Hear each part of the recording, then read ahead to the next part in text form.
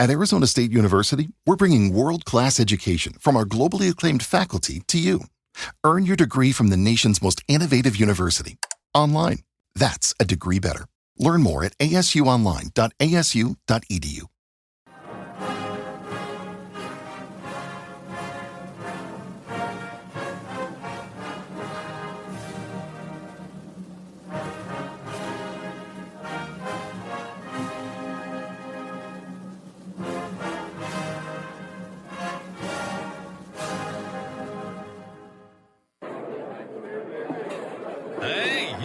Hey, shh. Calm down. The show is about to start. Reese on the radio. Turn it up. Turn it up low. Turn it up loud. It's like a dream come true. Turn on your radio. Reese is on the radio. Yo, let's get it. Due to the nature of this program, discretion does not exist. It's Reese on the radio. Right now on WTIC News Talk 1080. Yeah, let's go.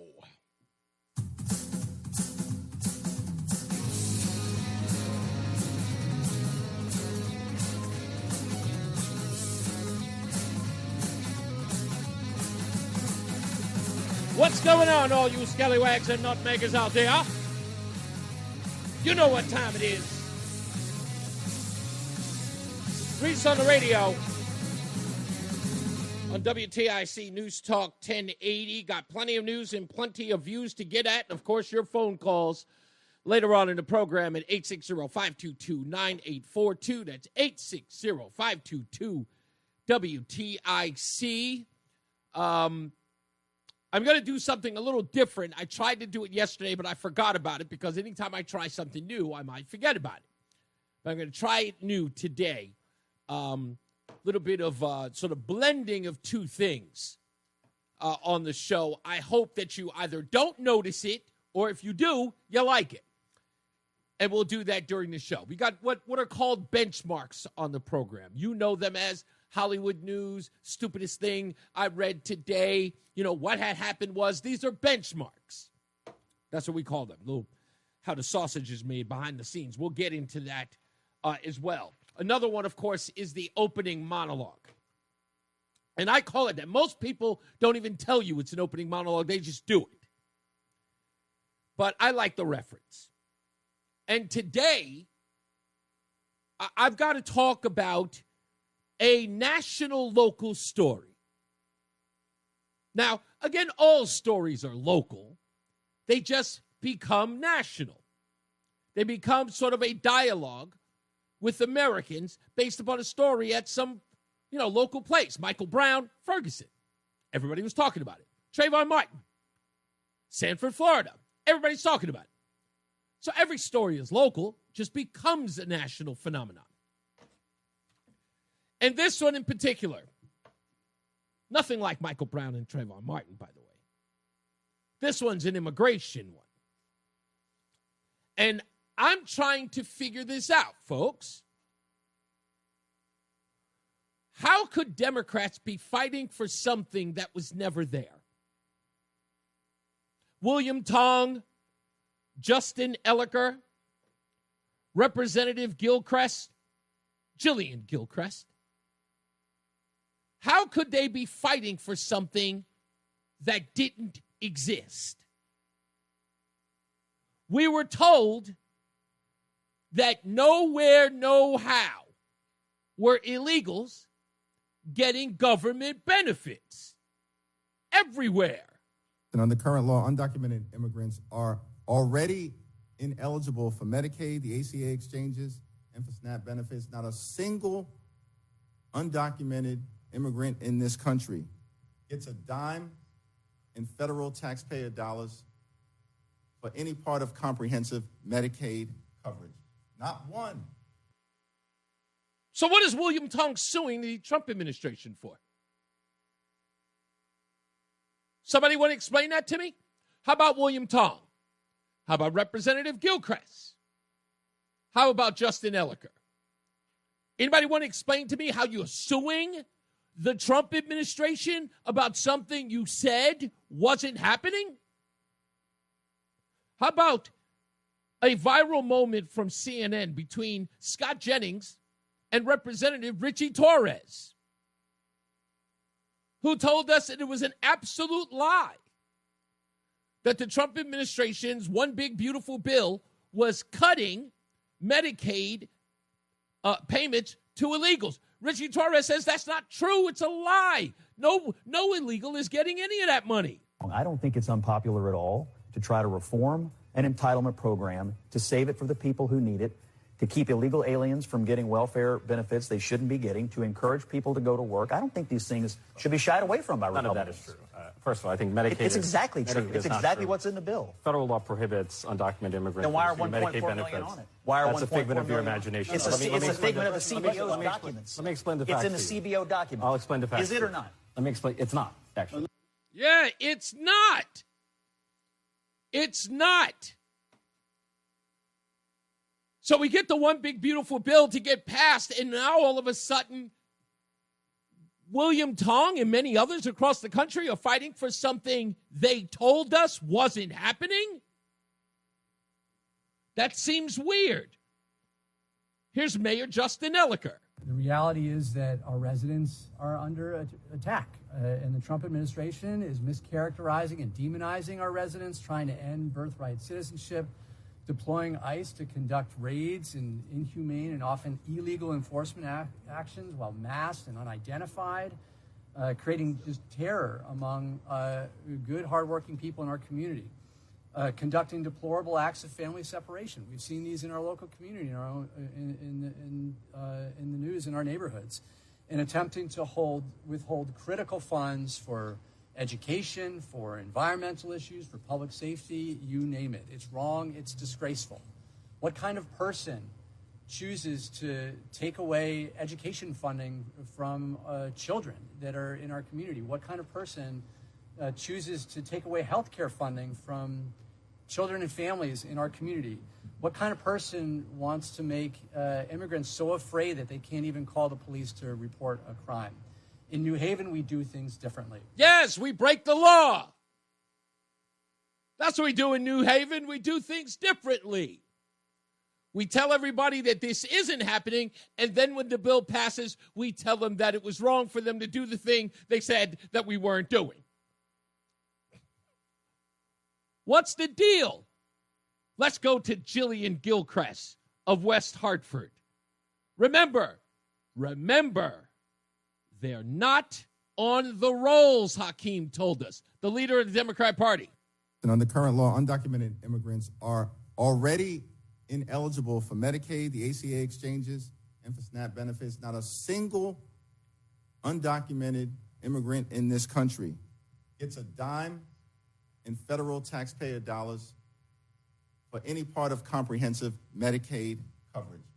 So why are they going after Donald Trump? Why are they going after Donald Trump? If they want to give their local dollars to it, right? They could do that, but they're saying not one dime. Here's Jillian Gilchrist of West Hartford. We are here again to combat what has become the playbook of this second Trump administration, which is to violate federal law and demonize people. And I am so grateful to our Attorney General, who continues to push back on this administration every single time they violate the law. What's the law? What's the law, Representative Gilchrist? What's the law?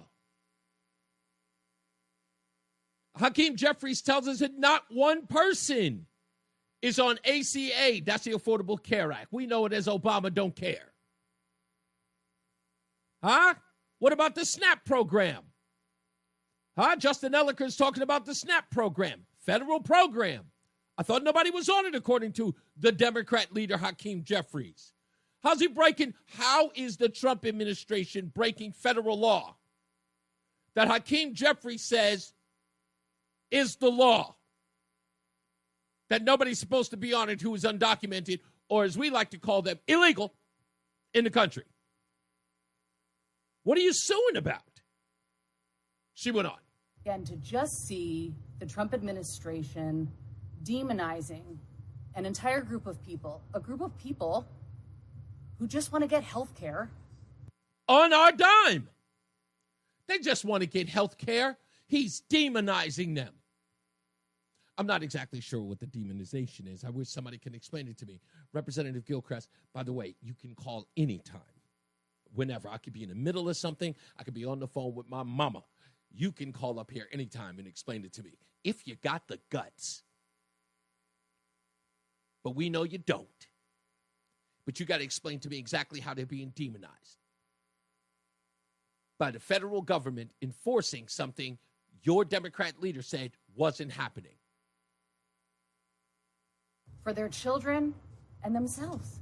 Something that has continued to stay with me. Oh, I'm sure it stays with you every night. Do you sleep well? It must be daunting. As co-chair of the Human Services Committee is an individual who testified before our committee about the importance of having access to health care as someone who is undocumented. And they explained that they never thought they wouldn't have access to health care coming to this country. Yeah, of course not. Right? For years and years and years, we have been a staple of providing health care to illegals for them never to have to pitch in. Isn't that the case, Representative Gilchrist? Right? What do you possibly think? Every one of those people were saying, I never thought that the United States didn't provide free health care for illegals. Really? Nobody saw Michael Moore's movie Sicko. No one even saw the major debate back in 2009 under the Obama administration for the passage of the Affordable Care Act. You know, Obama Don't Care Act. Huh? Do you think everybody missed that? Everyone was under the impression that if they just came to the United States, they could just get health care, they can get health insurance, or they would have their health care provided for by the American citizens. Never once did they think that. With all the debates about this, with Bernie Sanders running around talking about free health care for everybody and everyone whenever we get it. Huh? That's the thing nobody ever thought. Come on, folks. Come on.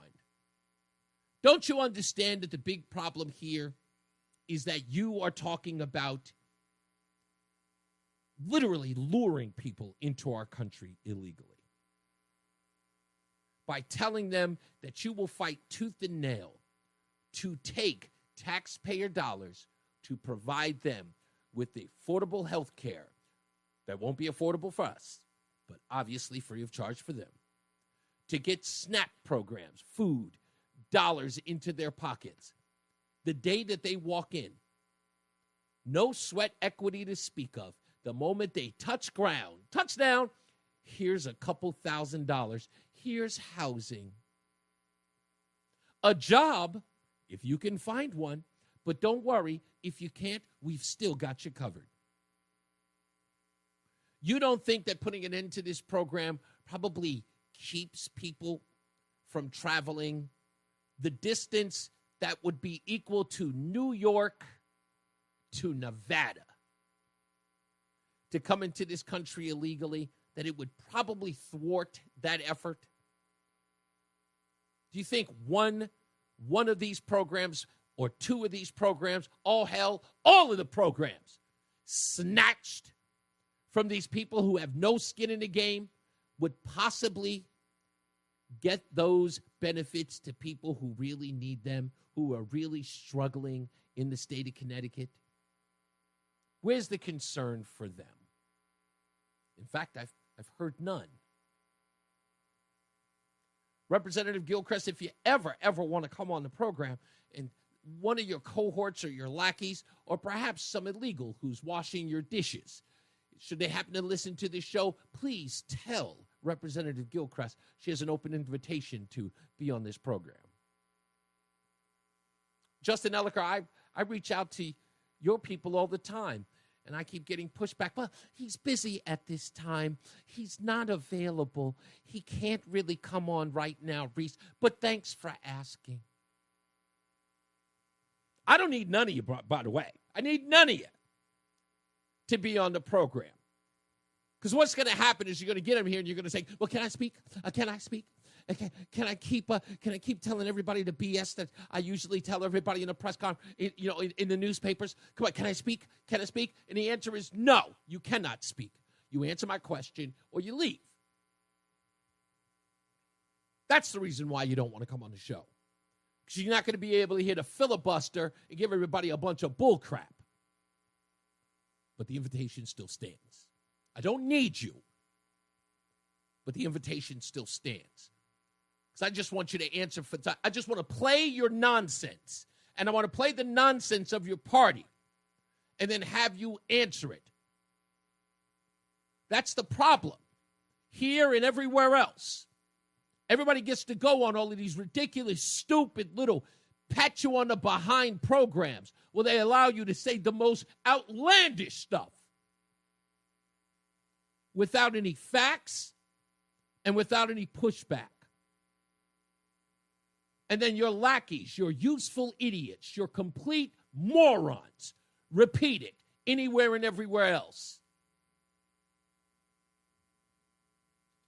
So again, I ask, please, somebody explain to me. You told us before the big, beautiful bill was signed that Republicans were lying to us, that there was anyone illegal on those rolls. And now you're filing lawsuits to keep them on the thing you said they were never on. And where's the pushback from the press? Where's the news media asking the questions? Wait a minute. I thought you folks said that nobody who was illegal was on this stuff. What are you fighting for exactly? What law did the president break? And if I remember correctly, didn't the president sign the one big beautiful bill? Wouldn't that make it the law of the land? He went through the proper channels. He went through the House and the Senate, and back to the House and then back to the Senate. Then he went back to the House and maybe went to the Senate again. How many times did this go back and forth before it ended up on the president's desk? But it's signed, and it's the law of the land. He went through the process. Changes, revisions, the whole 9 yards. What are you talking about? Donald Trump is breaking the law.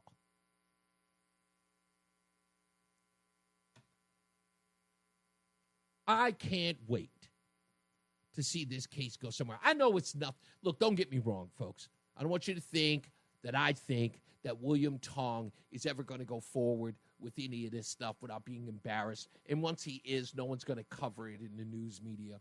Not one person is going to bring up the fact that this lawsuit fell flat on its face. No one will do any follow-up. If you need any proof of that, ask William Tong how that civil rights complaint against the Coscob school is going.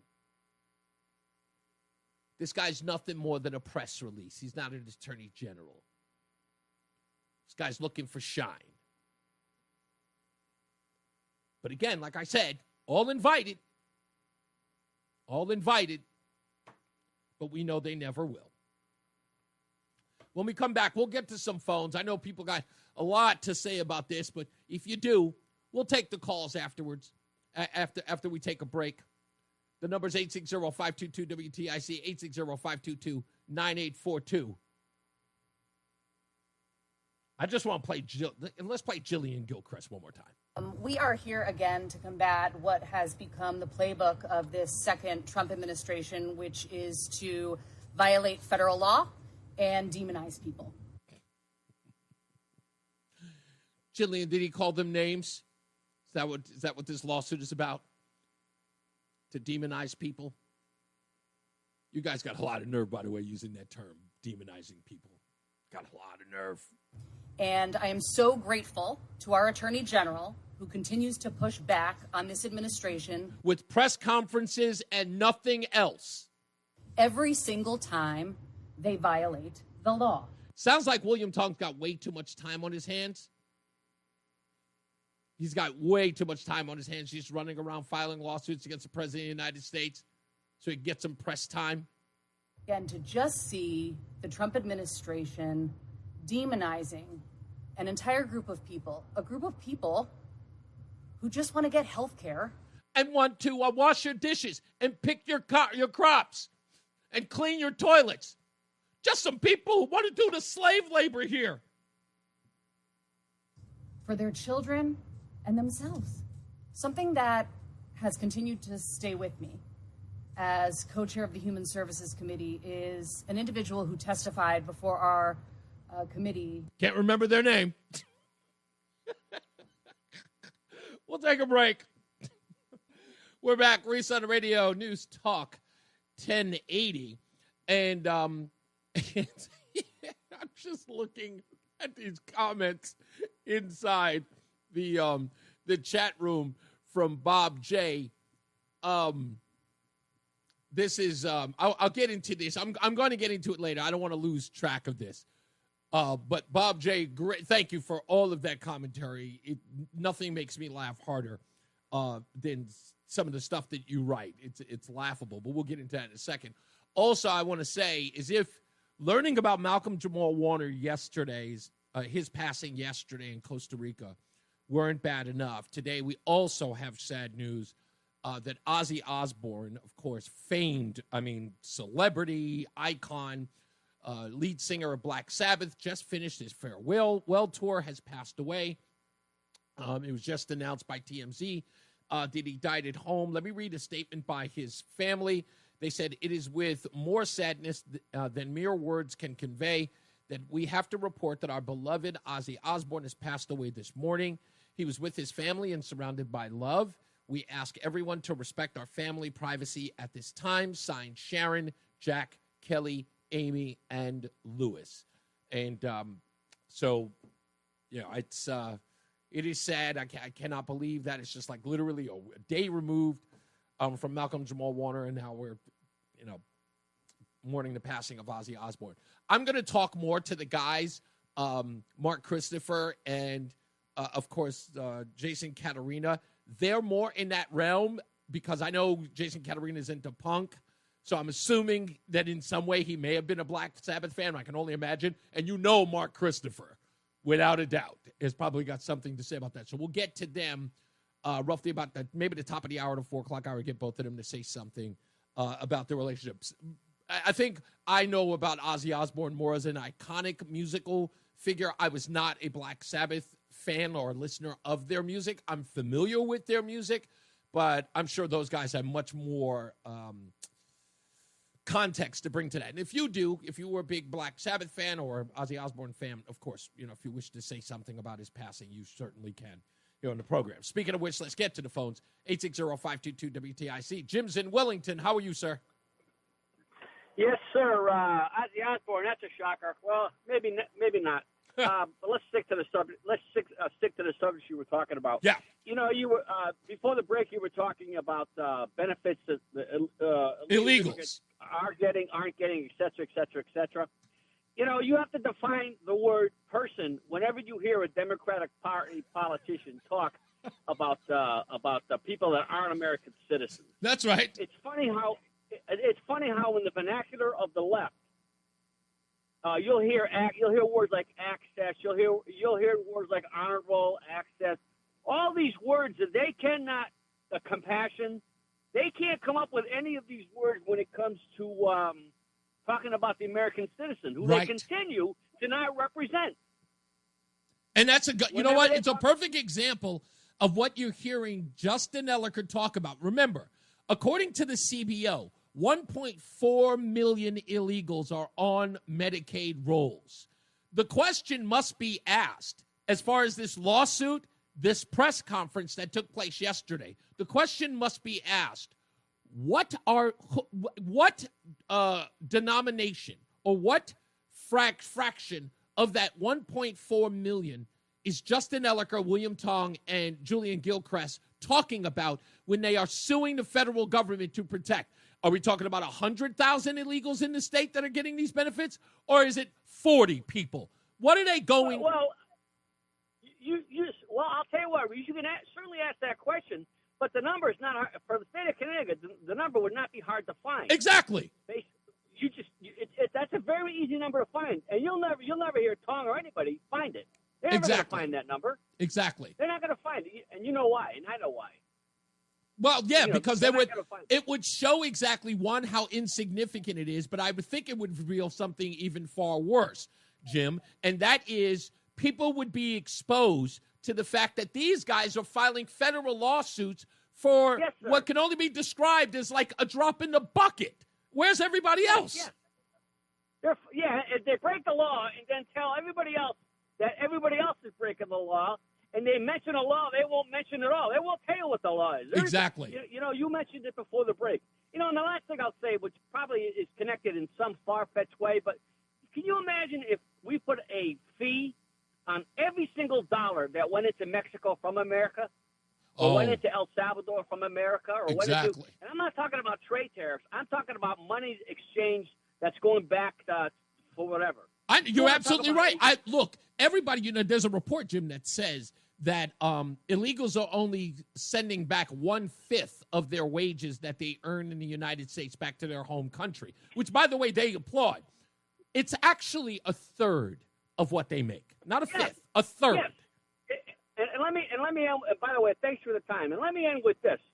If Hildebrandt or our local politicians here in Connecticut, they don't like what's going on, come up with changing the law.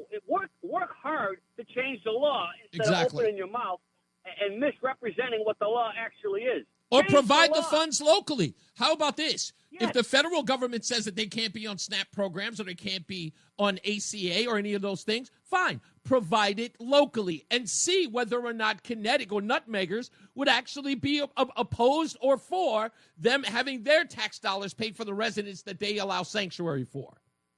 And the representatives in this state that have represented some of the unions in this state, specifically pension benefits, et cetera, they did that at the detriment of all the taxpayers in this state because of some of the sweetheart deals that have put this state in debt. And some of those representatives actually were part of the negotiation. Yep. So I don't want to hear Tong or anybody else talking to me about just whatever it is they want to talk about that just has no way, shape, or reason as to being true. Indeed. It just gets to be to the point where, I don't have to keep repeating myself on it. You got it, Jim. You know where we're going, so thanks for the time. You got it, sir. Let's go to Pete in Plainville real quick. How are you, Pete? Hey, what's happening? What's up, buddy? First off, two things. I want to thank you for letting me friend you on Facebook. I appreciate that. No problem. And as far as you were having a conversation yesterday with Miley Cyrus. Oh, yeah, we were talking about her singing. Her live stuff is phenomenal. Did you get to watch the Saturday Night Live special for 50 year? No. They did a concert part of it on the Friday night. It's still available on Peacock, I'm pretty sure. And she did her live version. I can't think of the song that is right now, but it is amazing. Was it Wrecking Ball? Was it like one of her big popular songs? No. It was something brand new that's just recently come out that she did live on. It's like the first song of the new album? I'd say it's a new album, but I said if you go to Peacock for the to watch the 50th anniversary of Saturday Night Live. Yeah, I know exactly which one you're talking about. I only saw a couple of snippets online, but I didn't see the entire thing. I will go look it out. Look it up. It's worth it just to hear her sing that. All right, you got it. I'm not a country fan. I hear that. Thank you, buddy. I appreciate you. Let's go. Let's see if we can get one more in here. Let's go to Fred in Middletown. How are you, sir? Hey, I'm good. So I have a one-line rhyme about William Tong, and it's directed at a nameless Connecticut DJ. He knows who he is. If you say friend referring to William Tong, you're doing something wrong. Yeah. I got banned from a show for referring to him as Attorney General Mao Zedong. Somebody banned you for that? Well, that and, a little bit more. I'm sure. Yeah, that was the nut of it. Yeah, look, I always look at this guy as, and it's funny because I look at the CT report, Connecticut report, every day, and it seems to be that's the focus of a lot of politicians in Connecticut. How can they get themselves mainstreamed?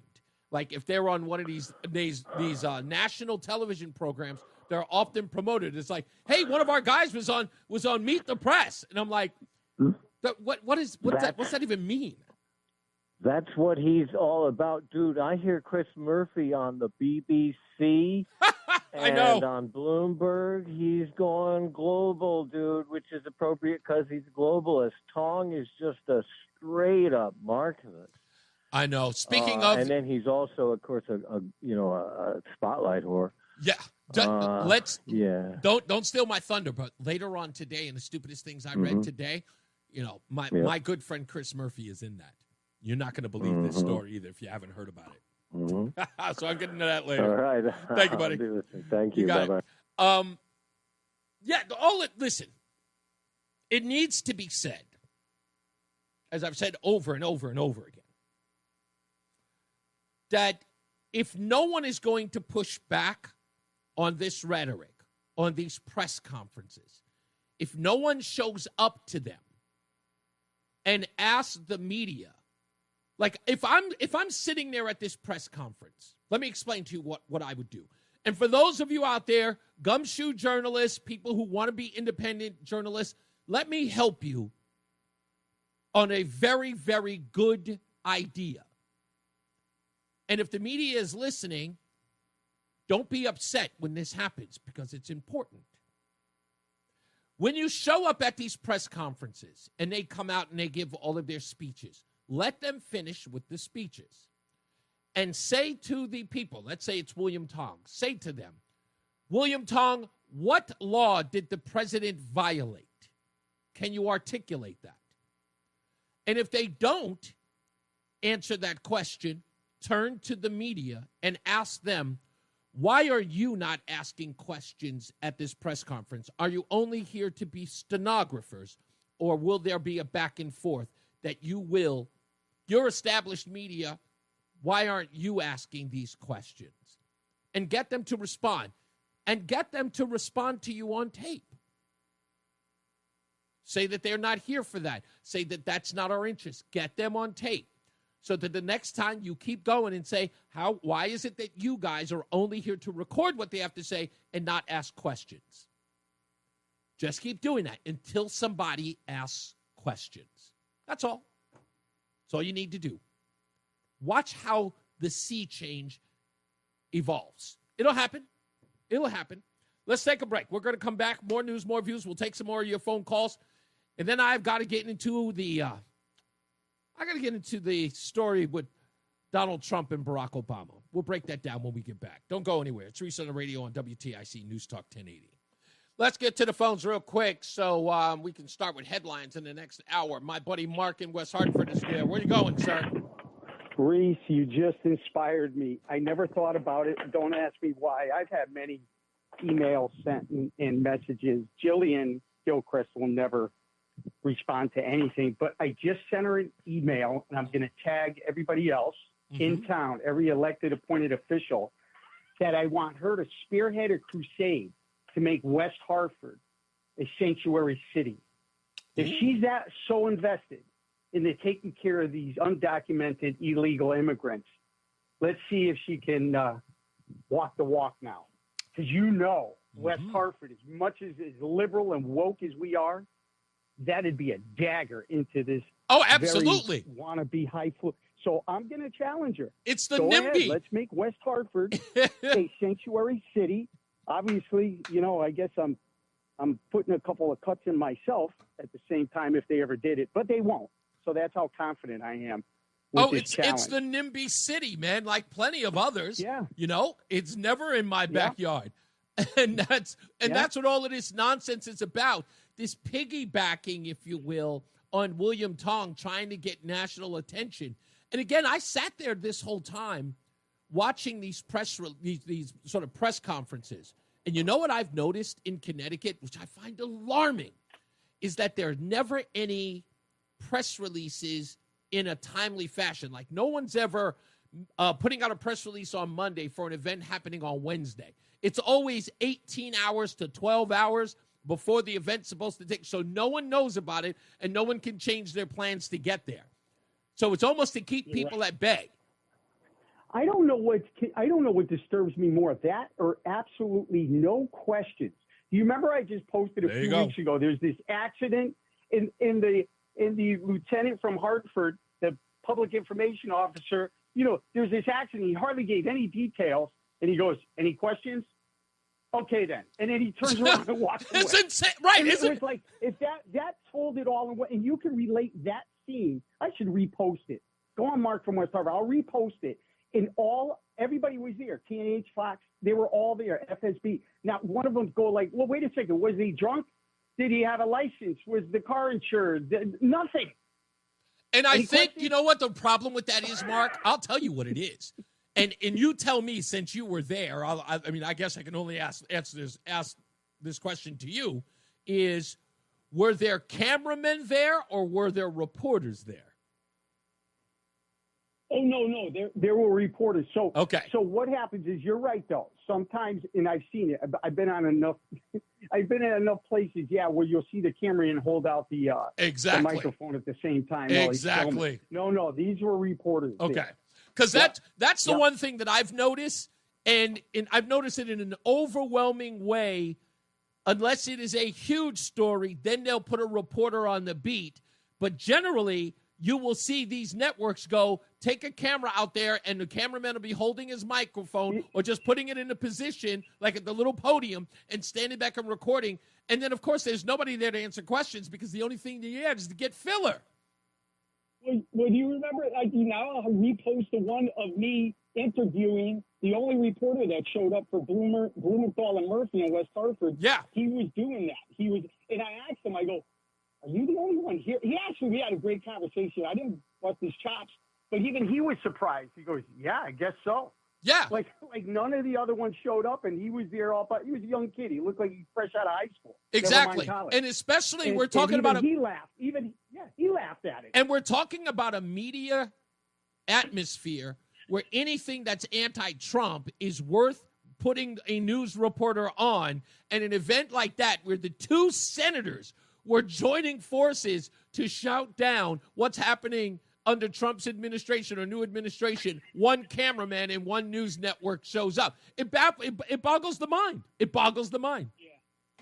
I'm gonna repost those now, but let's see if Jillian, if you're listening, I know there's a couple of officials in West Hartford. Let's make West Hartford a sanctuary city. Yeah, there Come you on. go. Exactly. Listen. Okay, take care now. You got it. I don't think that. First of all, Mark is 100% right. If you make that proposal, they'll ignore it all day long. They don't care about that. They care about the cameras. They care about the fact that the cameras are only going to record what they say, and then they're going to walk away and do nothing. That's all that is. So it's laughable. When we get back, listen closely. Donald Trump has called out Barack Obama. And regardless of what you heard in the sound bites from CBS News at the top of the hour, the bottom of the hour, regardless of how anyone wants to spin it, Donald Trump is calling out President Barack Obama. And it has been 4 days, and no one from President Barack Obama's office has responded to these allegations brought forth by Tulsi Gabbard, the Director of National Intelligence.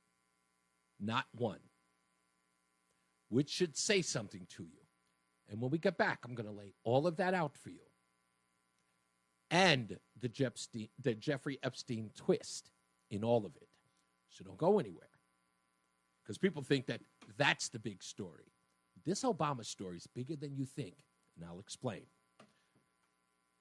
Was it Dave Mager? Yeah, Dave Mager's filling in for John Silva in the newsroom. Let's get to him in the WTIC newsroom. Reese on the radio, making sense of the news. Yeah, even when it makes no sense at all. Now on WTIC, News Talk 1080. Yeah! No, that's wrong. I apologize. It's this one. Let's get to some headlines. That's right. You may have heard it at the top of the hour. The GOP-led Oversight Committee will seek a subpoena for the testimony of Ghislaine Maxwell about the Jeffrey Epstein case. Tim Burchett had requested that James Comer summon Maxwell to testify, so we will more than likely be getting a testimony from Ghislaine Maxwell. I don't know if it'll be in front of cameras or whether or not it'll be behind the scenes. I hope it is in front of cameras for everybody to see, shut down everything, so we can get her on the record. Bring her out there. And if she knows who's who and who's what and who did what, please get out there. So they got to make a negotiation with the Department of Justice and all the stuff to actually bring her out. I'm sure she's going to be asking for a plea deal in some sort of way. Say, hey, if I testify, I want this, that, and the third, which only cause more speculation. We expect the worst. Also, there is a report that for some odd reason is escaping me now, but I know the judge who is responding to Pam Bondi's request for release of files is asking for more information as to why they want these documents released. That just came over the wire about a moment ago. So we're waiting for that. Also, reports suggest that Hakeem Jeffries and Chuck Schumer have been reluctant to fully endorse Zohran Mamdani for mayor of New York because Jeffries believes that if Mamdani were to win, that Democrats will suffer during the midterm elections. So his hesitation is if he endorses him and actually brings Mamdani into the fold and he wins the election and become mayor of New York City, that then it will be used against Democrats. As I told you, they would be embracing his socialist/communist leanings. And that will be used as a cudgel in the midterms. And it would only, think about it, it would be the November election of 2025, the midterms a year later.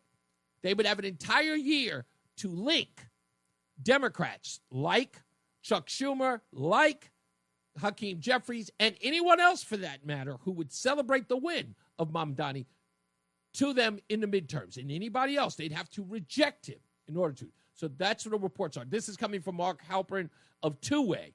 Now, Jeffries' camp is denying this, but there are other people who have come forward and said that they were at the meeting where he suggested this. Also, a freelance journalist discovered on Sunday that the $100 million raised by two star-studded charity events for the Los Angeles fire has not reached its victims. The concerts organized by Fire Aid and featured Billie Eilish, Lady Gaga, Stevie Wonder, John Mayer, Green Day, and others drew rave reviews, but months later, fire victims say that they are still waiting for help and demanding to know where the money went. And this, according to a woman by the name of Susie Pasco, who's a reporter for Circling the News.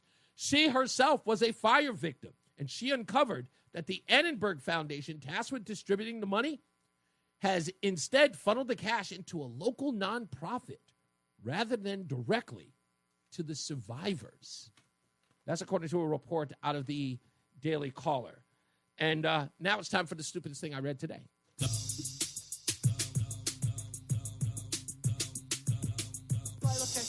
Yes, you do. Stupid as can be. This could very well be the stupidest person on the face of the earth. What's the stupidest headline I read today? Well, this one takes the cake. Chris Murphy, rakes in the early money. When he ran for re-election last fall, U.S. Senator Chris Murphy raised more than $15 million. He's already raised more than 2/3 of that amount for his next race. Can you believe that? For his next race, he's already brought in $10.3 million for the 6-month period beginning January 1st of this year. He raised $15.3 million for the 6-year period of January 1st, 2017 to December 31st of 2024. He's also raised $955,000 for a new leadership political action committee that formed this year, including $450,000 from a Murphy fundraising committee, which overall took in $1 million and about 80% in contributions of $200 or less.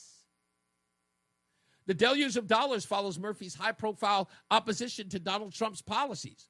He's a frequent figure on television and a frequent speaker on the Senate floor, while garnering the attention that that has raised speculation that he's running for the 2028 Democratic presidential nomination. Somebody gave this man $10 million. Well, at least a bunch of people gave him to. I don't know. But Could this be a dark horse candidate? Is it possible that this is really? I don't know. And those are your headlines. Let's get to the phones. 860-522-WTIC. Hey, is this Ferris? No, it's not. My bad. Let's go to Tom in Thomaston. How are you, Tom? Hey, I'm well.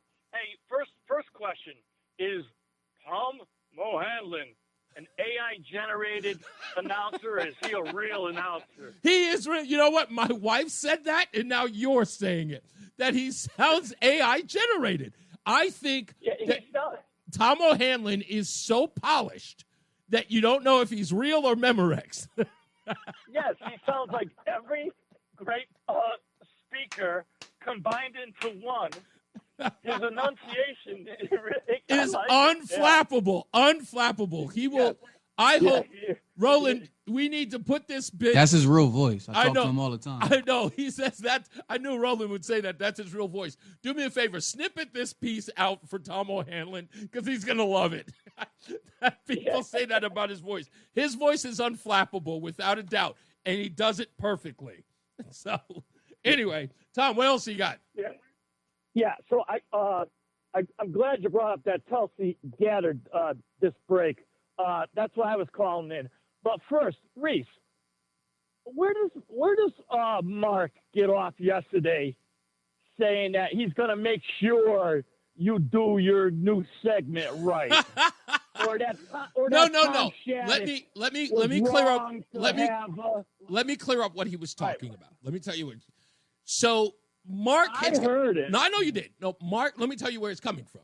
So Mark draws this comparison that having somebody or a politician on regularly sort of clouds the judgment, if not the integrity of the show, because it's not an opportunity for that politician to get strong pushback if you have a broadcasting relationship with them. Now, I get where he's coming from with that, which is why I'm opposed to that, to doing that, because it does give the appearance that in the event you have to ask a tough question, you can't do it or else jeopardize said relationship. I get where he's coming from. Now, he's concerned that, and I know where he's coming from, and that's what I was trying to put that to bed, that somebody at the network is going to say to me, hey, Reese, you know what would be great? Have on Representative such and such once a week. No one would ever ask me to do that. Ever ask me to do that. Reese, how come I know that? Some people don't know that. Some people, no. Because they are, listen, I can't expect everybody to know what my intentions are or to know that I'm being virtuous in any way. I can't. I don't get mad at him if he's concerned about that. He doesn't want that to happen, so that's why he's expressing the concern. And I take that, whether it's warranted or not. Reese, if he only called in once a year, I could see that. He knows what you're about. He's getting some power, and it's going to his head. Now, I agree philosophically with everything he says. Right. But like I told you a couple calls before, both him and Sampson got to put their egos away and work together. But yeah, I know. I think 100%. Never gonna happen. No. Tom, let me say this. You are 100% right that there is a personal animus between them, and you know how that goes. I don't know if you've ever had that. I've never been that guy. In the sense of in my later, it took me until I was 45 years old before I stopped having that kind of personal animus with somebody. It did take me a while, but I had it. But it takes some time for you to not take the slight personally and understand that it might be professional. But that takes a lot of water under the bridge and a lot of time. So time takes time, and I appreciate where he's coming from on that, but time takes time. That's all. Right. Thank you, buddy. I appreciate you nonetheless. Go ahead. I'm sorry. Last thing. Tulsi Gabbard. Yeah. I haven't played it yet. I haven't gotten to that yet. I'm going to get to that in a minute. What do you make of that? Because if it's true, that's very indicting. Let's put it this way. Someone said to me yesterday, and I think it was Matty O. Matty O called me yesterday. He was talking about the statute of limitations. Well, I looked into that. he was right in the statute of limitations about when the event took place. But there is something else. There is a carve-out, and I'm going to talk about that in a little bit, that actually puts a lot of people in jeopardy and that nobody paid attention to. And when I looked into it, it turns out that it's very true that the statute of limitations are not up on the Russia conspiracy. Good. Yeah, so I'll talk about that in a little bit. I'll be listening. You got it, sir. All right, let's go to Sean, who's in Meriden. How are you, sir? I'm good. Just on that, I know of Kelsey Gabbard, which I thought was really, really interesting, is on the Sunday morning talk show, she said that there are whistleblowers coming forward now. Right. On the Obama situation. Yes. And one of the things that I noticed, and this was 4 years ago, when President Obama said he was going to be staying in Washington, D.C., and as an African-American man, an American who happens to be black, let me clarify that. Fair enough. Because I was never from Africa. So, Go ahead. But the deal is, I'm like, this is weird. And then I checked it, and no president ever, after their presidency, ever stayed in D.C. except President Obama. And you know why? His house is only like a mile and a half from the White House. Why do you think that is? Just give me, because I can tell you. Because of all his because he had to control his network that was left in the system. And his legacy. The swamp. And his legacy. Right. And his ego is there. And ironically, I got, this is not my point, but ironically, a tragedy comes up with the Obamas at the point that the information came out. Just like when Biden's known disability to run the country and wasn't running the country, when that got discovered, suddenly now the issue is his health. And everybody, the issue was his health. It's so interesting that Obama folks were at the ready when Joe Biden stepped out. What's his name? David Plouffe. Is that his name? David Plouffe? Well, I know Plouffe. Was all of a sudden in the fold. The Obama bros were all of a sudden in the fold. Anita Dunn was in the fold. All of a sudden, all of these Obama acolytes were just all sitting around. Why was Jen Psaki, who worked for the State Department, all of a sudden announced as the press secretary for Joe Biden? So yes, Donald Trump had been ousted, but Barack Obama had all of his tentacles in the Biden White House, without a doubt. Without a doubt. And my other point, and I'll end on this, is we got to focus too. What does this cost to the taxpayers? And for all the lies that you guys have done, it costs the taxpayers the money. It ain't coming out of your pocket. And we need to get that money back. Tens of millions of dollars. That's a good point you're making. Yeah, exactly. You got it, sir. Thank you, Sean. I got to move on, sorry, but thank you. Yeah, it's a very, very valid point. All of them are valid points. And let me just do this real quick, okay? This is important, all right? Just listen real close. This was Donald Trump in the Oval Office meeting with, I think it was the president of the Philippines. Listen to this. If you look at those papers, they have them stone cold, and it was President Obama. It wasn't lots of people all over the place. It was them too. But the leader of the gang was President Obama, Barack Hussein Obama. Have you heard of him? And except for the fact that he gets shielded by the press for his entire life, that's the one look, he's guilty. It's not a question. I like to say, let's give it time. It's there. He's guilty. This was treason. This was every word you can think of. They tried to steal the election. They tried to obfuscate the election. They did things that nobody's ever even imagined, even in other countries. You've seen some pretty rough countries. This man has seen some pretty rough countries, but you've never seen anything like it. And we have all of the documents. And from what Tulsi told me, she's got thousands of additional documents coming. So President Obama, it was his concept, his idea, but he also got it from crooked Hillary Clinton. Crooked is a $3 bill. Hillary Clinton and her group, the Democrats, spent $12 million to Christopher Steele to write up a report that was a total fake report. Took 2 years to figure that out, but it came out that it was a total fake report. It was made up fiction. Now, everybody knows that the Steele dossier was made up fiction. You all know it. You libs in the chat room, you all know it to be true. The whole thing was a joke. It was a clown show. Major outlets wouldn't even report on it. They wouldn't even touch the story. In fact, just to make sure they muddied the water, they didn't drop the story until a month after the election. Donald Trump gave them credit for that in this Oval Office meeting. The Steele report was a disaster. All lies, all fabrication, all admitted. An admitted paper.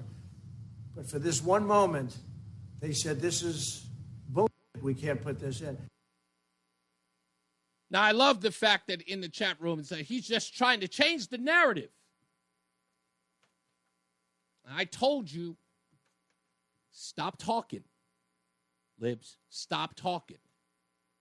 You can convince yourself of anything you want to, but I said to you, name a time when Donald Trump said something and you guys said he was doing this, and then you ended up with egg on your face. 2016, Donald Trump stated on British TV that Britain would leave the EU, saying, I think that Britain will separate from the EU, especially in light of what happened with the craziness that's going on with immigration. Media's reaction? At the time, most experts in the media outlets predicted Brexit referendum would fail. With polls favoring Remain campaign, Trump's prediction was seen as contrarian. Outcome? The Brexit referendum passed in June of 2016 with 51.9% voting. U.S. presidential election. Trump repeatedly claimed that during his 2016 campaign that he would win the presidency despite widespread media skepticism. Media's reaction, numerous outlets and pundits dismissed his chances. They all said that he wouldn't win. That's right. They all said he wouldn't win. The housing market crash. In a 2006 audiobook, Trump stated, sort of hopes the housing bubble would burst, suggesting a potential economic downturn. Media reaction? The claim was not widely reported at the time, but when it surfaced by CNN in May of 2016, it was described as a vague pronouncement rather than a firm prediction, with skepticism about its specificity. Outcome, the housing market crashed in 2008. 2017, Trump claimed that newspapers, televisions, and all forms of media would tank if he was not there in office, because without me, their ratings are going down the tubes. Media's reaction? This was largely dismissed as hyperbolic self-aggrandizement by media outlets, with many arguing their audiences were driven by broader news cycles, not just Trump. Outcome? After Trump left office in January of 21, major news outlets saw significant audience drops. For example, CNN lost 45% of its primetime audience. MSNBC dropped 26% in the weeks. Thank you, Chris. We appreciate that. Reese on the radio, WTIC, News Talk 1080. Listen to me. This nonsense about changing the narrative is bogus. And when you are tethered, if not married, to the idea that Jeffrey Epstein is some way of thinking you're going to get the retribution you're looking for, yeah, we're going to find out. We're going to find out. I got people in the chat room going, he was on a plane with Jeffrey 7 times. Yep. Where did the planes go? Where'd the flights go? Where'd it go? You don't know? You don't know? Not at all? Oh, okay, you should. How many flights did Bill Clinton go on? Got 7 for Donald Trump. How many was Bill Clinton on? Anyone? 27? Yeah. Okay. All right, well, you know what? If that doesn't tickle your fancy, that's fine. That's quite all right. That's okay. It's no big deal. But see, there's something else in all of this that always makes me laugh. Thank you, Mr. Leader. House Democrats spent last week trying to force votes to release records related to Jeffrey Epstein, and you have said that you support that movement. Why are Democrats just looking at this and pushing for this right now and not really during the Biden administration? I support transparency in terms of the American people. The far right, Donald Trump, right-wing conspiracy theorists and others are the ones who have put this Jeffrey Epstein thing in the public domain. Let's be clear about that. No one looking at the facts disputes that. Did Jeffries just say that it was a conspiracy theory? That the Republicans put out a conspiracy theory? Yeah, that's what he said. What else did he say? This isn't anything that any of us as House Democrats have been focused on ever. And because nothing is working, burning Teslas, protesting every weekend, violence against pro-lifers, every stunt that's been pulled out, this is the only one that seems to have some sort of momentum, even though all the rest of those other stories had momentum. The riots in L.A., the confronting ICE officers, these things lasted for more than a week. This one they think has traction. Come on, Dems. You know it. I know it. If you're calling the DNI report a distraction, it's because it's working. There's a reason why it's working. And the reason why it's working is because you remember how important this story was to you. I know I remember. You told us that Hillary Clinton was cheated. There's no way the American people would have elected Donald Trump. Are you kidding me? Not with the Access Hollywood tape. There's no way. This guy he's a cretin. He is the devil incarnate. There's no way the American people voted for this guy. He had to have cheated. It was okay. Hillary Clinton couldn't even concede the night of. She had to wait until the next day to make a public statement. After all that, all those people and revelers were at the Jacob Javits Center. And what did she do? She wrote a book called What Happened? She should have called it What Happened. I would have taken a cut. But nonetheless, you heard it. She went everywhere, and she told everybody that the Russians stole this election. Russia hacking the election to elect Trump is the end of our democracy. Votes were definitely affected. Russia hacked the election to tilt it to Mr. Trump. The Russians definitively hacked the election. Russia did hack the election. No doubt. The Russians hacked the election. Yes. Russia hacked the election. Fact, Russia hacked the election. President-elect Donald Trump still not sounding convinced that Russia hacked the election. The president does not want to come to terms with the fact that the Russians hacked the election. President Trump says he still wonders if the Russians hacked the election. If you can get him to accept that Russia hacked the election, see if you can get him to accept who won the Civil War. If he admits it, it casts a shadow on his victory over Hillary Clinton. Russia hacked the election. Russia hacked the election. Russia hacked the election. Russia hacked the election. Let's be clear, Russia hacked the election. Definitively, Russia hacked the election, and Russia is doing it again now. Election-related cyber hacking. Cyber hacking of U.S. elections. Cyber hacking of the election. Russia was cyber hacking the election. Russia was cyber hacking the election. The CIA, the FBI, NSA. All of these intelligence organizations, 17 intelligence agencies, all conclude that Russia hacked the election. If we find out that Donald Trump just theoretically was colluding with Russia while they were hacking the election, that is completely impeachable. This dossier alleged a conspiracy between the Trump campaign and the Russian effort to hack the election. The director of national intelligence, the head of the National Security Agency, the head of the FBI, all of these intelligence experts saying Russia hacked the election. The FBI, the CIA, the NSA, the former director of national intelligence, James Clapper, I mean, they've all said this. So to believe that that's wrong, you have to believe they're all involved in an elaborate conspiracy to get Donald Trump, which seems a little far-fetched to me. Oh, it's far-fetched. Chris Cillizza, formerly of CNN. You want to hear the funny part? Do you know what they're saying today? This is the quote they're saying today. Nobody ever said the Russians hacked the election. Nobody ever said that. That's the quote they are saying today. No one ever said that Russia hacked the election. Nobody ever said it. You just heard 2 minutes worth of saying exactly that. And what did they hack, ladies and gentlemen? What did they hack? Hacking the election means that voting booths, voting machines, that's what hacking is. No. What they said was, and I'll quote from all of the information, they hacked the DNC and the DNCCC. That's not the election. That's tantamount to a Watergate break-in. They broke into the emails of John Podesta. Where was the influence?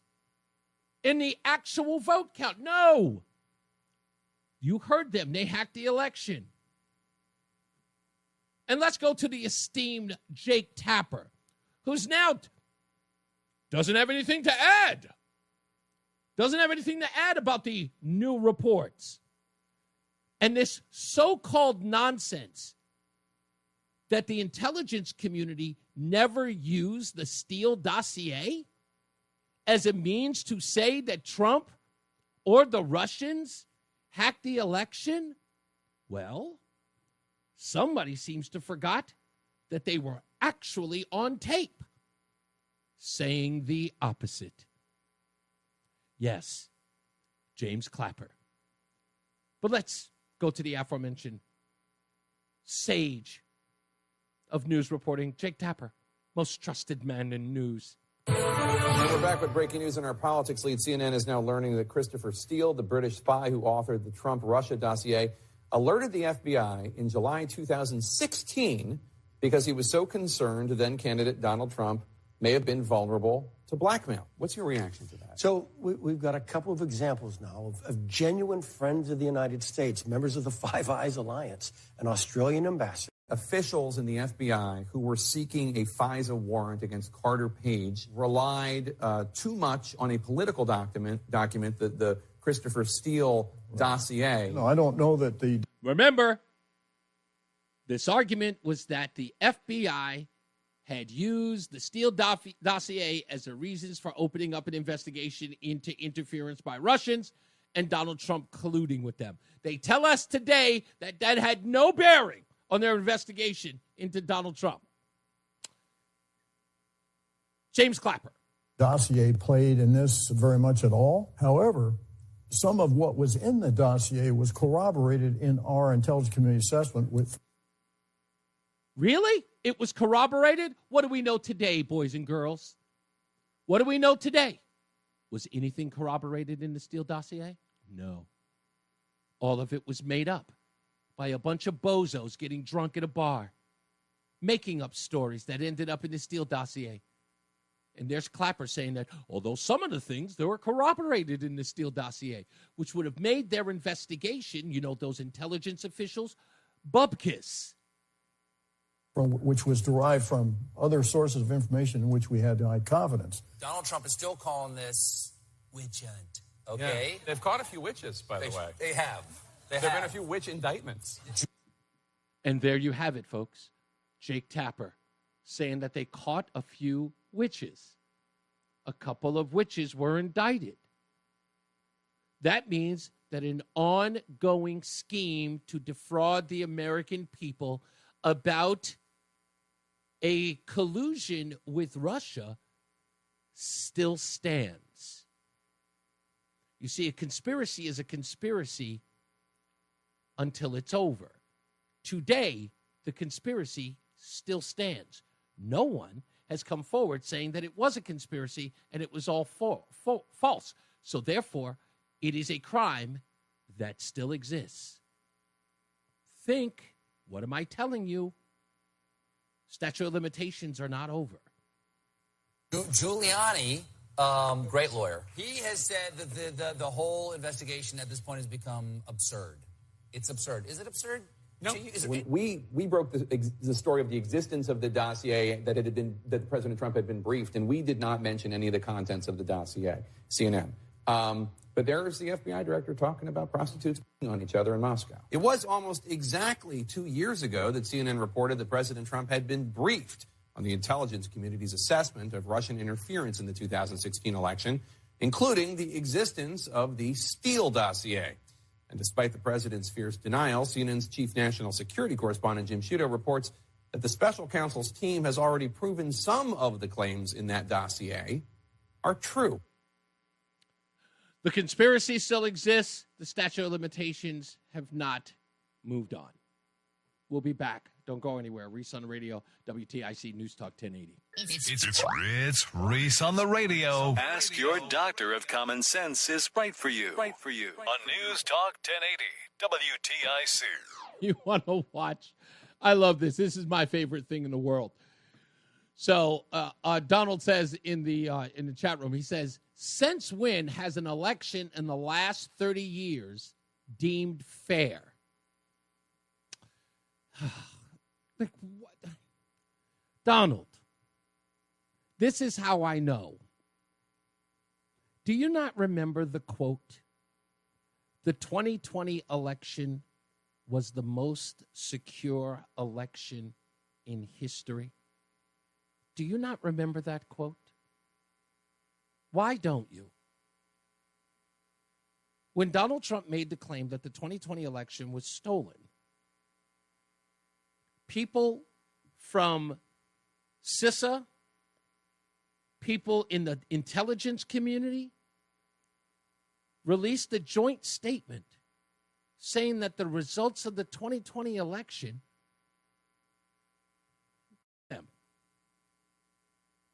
well, it's no longer the president. They're still unhappy about him scolding African-American men about not voting for Kamala Harris. He's got no wins in that community. He's the... MC Hammer could come out with a new record. I meant Obama. I like MC Hammer. You got better odds on Hammer than you do on Obama. Yes, sir. We got to take a break. Let's get to some news, weather, and traffic with Jason Caterina with weather and Mark Christopher is in the BPS Traffic Center.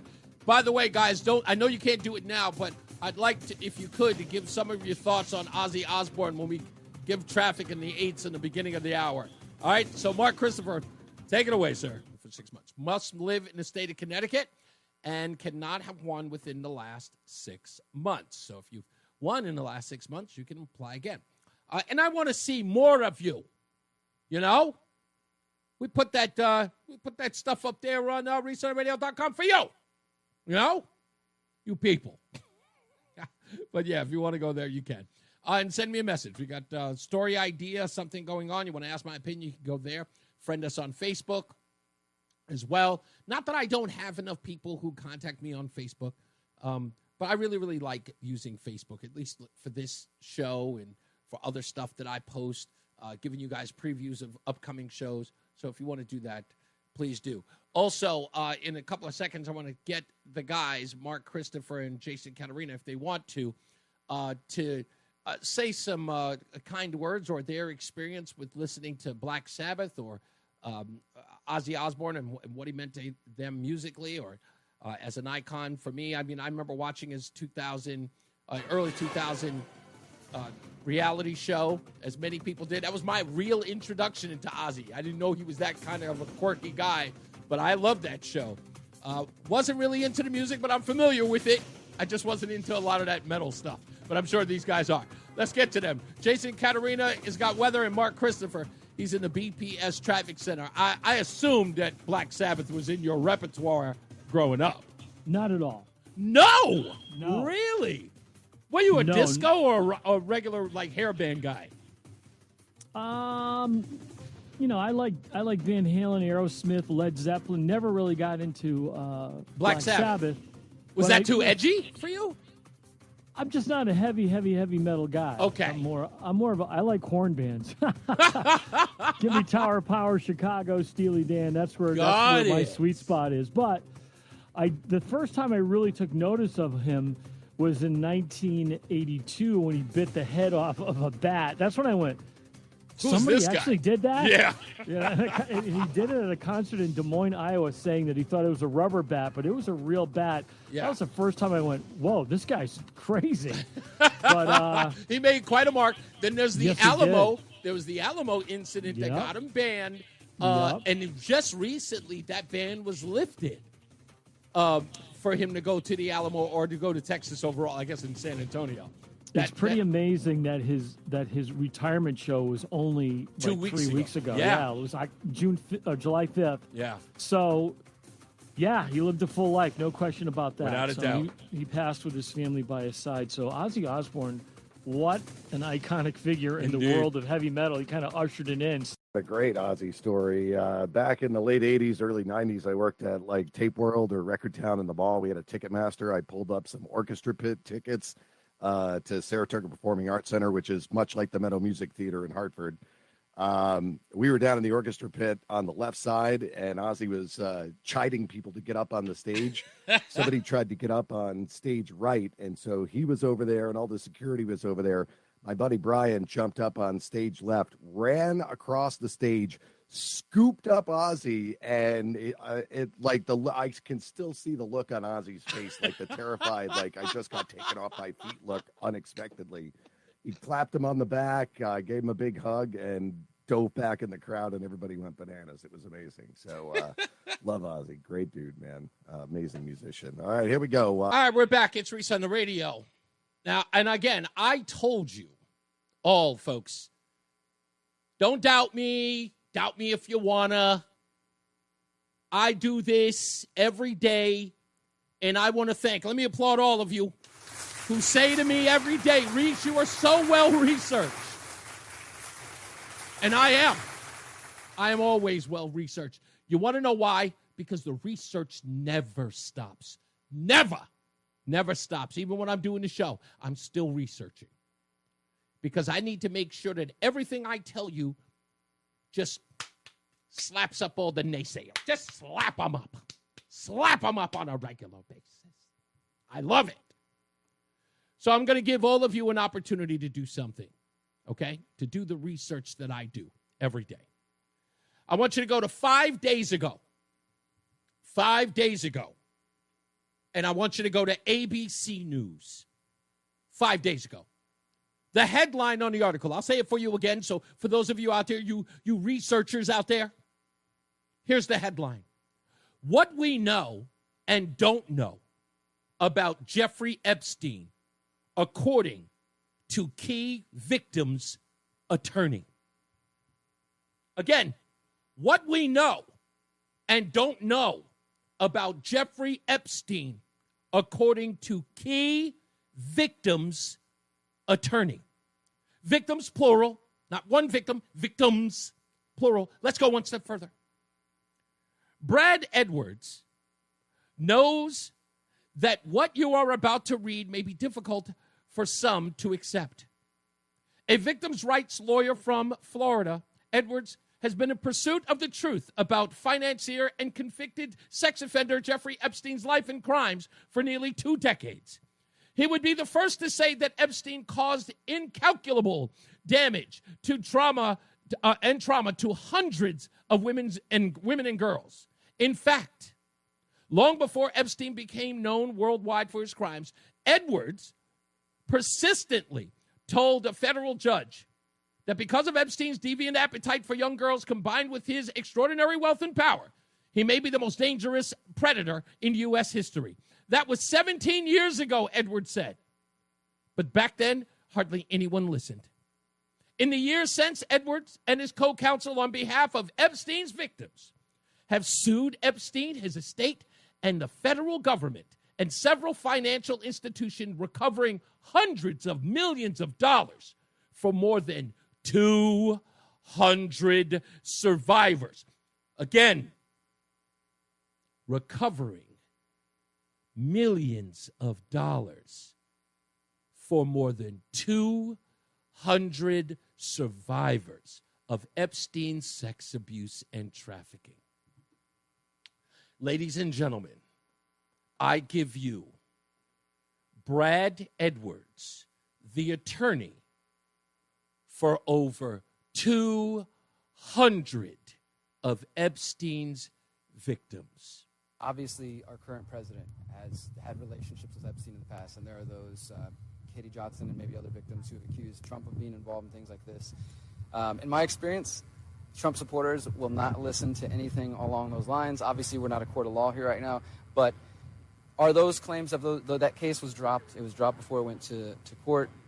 In your opinion as a lawyer and your experience, is there anything you can say as to the validity of those claims or whether or not there will be any more about that? Nothing at all. The only thing that I can say about President Trump is that he is the only person who, in 2009, when I served a lot of subpoenas on a lot of people, or at least gave notice to some pretty connected people that I wanted to talk to them, he is the only person who picked up the phone and said, let's just talk. I'll give you as much time as you want. I'll tell you what you need to know, and was very helpful in the information that he gave and gave no indication whatsoever that he was involved in anything untoward whatsoever, but had good information that checked out and that helped us, and that we didn't have to take a deposition of him. That was in 2009? That was in 2009. So, do you know if there's any truth to James Patterson's claims that Trump kicked Epstein out of Mar-a-Lago? Definitely. Shut up now. Shut up now. Simple and plain. Go home. Go bye-bye. That guy's the authority. Not me. Definitely not you. That guy's the authority. He represented over 200 victims of Jeffrey Epstein. And in an interview where he was asked plainly whether or not Donald Trump had any involvement, the guy who's getting hundreds of millions of dollars for victims said no. Nope. He gave us, we asked for a deposition. He said, nah, come on by. We'll talk whatever you want. He was one of the only people who came forward. One of the only people who came forward. So what you got? This is a guy, and ABC News did an article on him 5 days ago. 5 days ago. Where, again, what did I say to you when I talked about this the other day? Anybody talking to the victims? Anyone? Anyone? No. No one is. No one's even talking about him. Brad Johnson, again, in an article by ABC News. And in that article, there's nothing about Donald Trump. Brad Edwards is being interviewed in this long, very long piece. Nothing in this article has Brad Edwards, the attorney for over 200 victims. He's even talking about Donald Trump. And as you heard from his own mouth, Donald Trump was the only person who came forward after all of the people that they tried to reach out to, while he's securing millions of dollars for his clients. Says Donald Trump was the only person in 2009 who came forward. Yeah, that proved nothing, huh? Yeah, that made no sense. Okay. I tried, but I guess it means nothing. That's the cover-up. I just want to, and again, look, if you're in the chat room, please explain to me what the cover-up is. Please explain to me what the cover-up did. You didn't have that. You didn't even know who Brad Edwards was. I did. I've had that video in my archives for years. All I did was go in and search it. Brad Edwards. Popped right up. Had it sitting there. Why? Because we talked about this during the Biden administration. Yeah.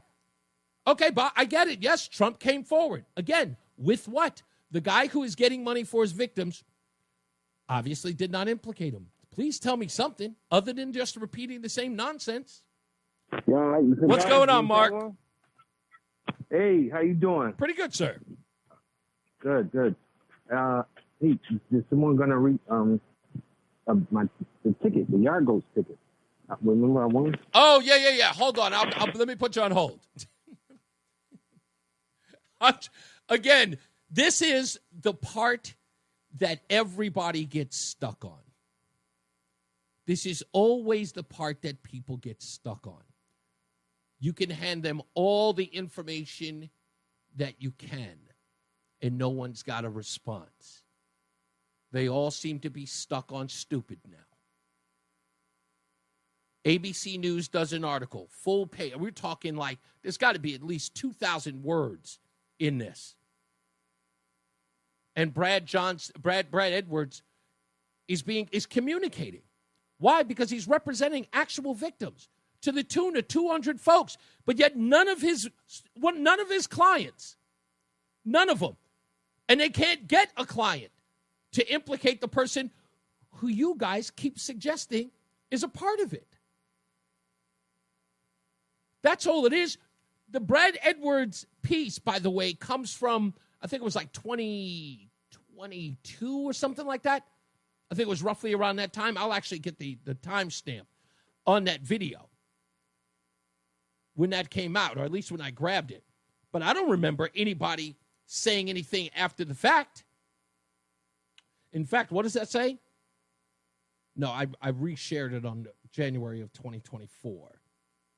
So according to this, if I look at the properties on that video, which should tell me exactly when I took it, this was, January 4th of 2024.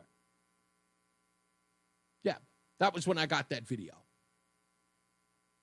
So someone's going to have to explain to me how the guy who's representing hundreds of women led to no implication to the President of the United States.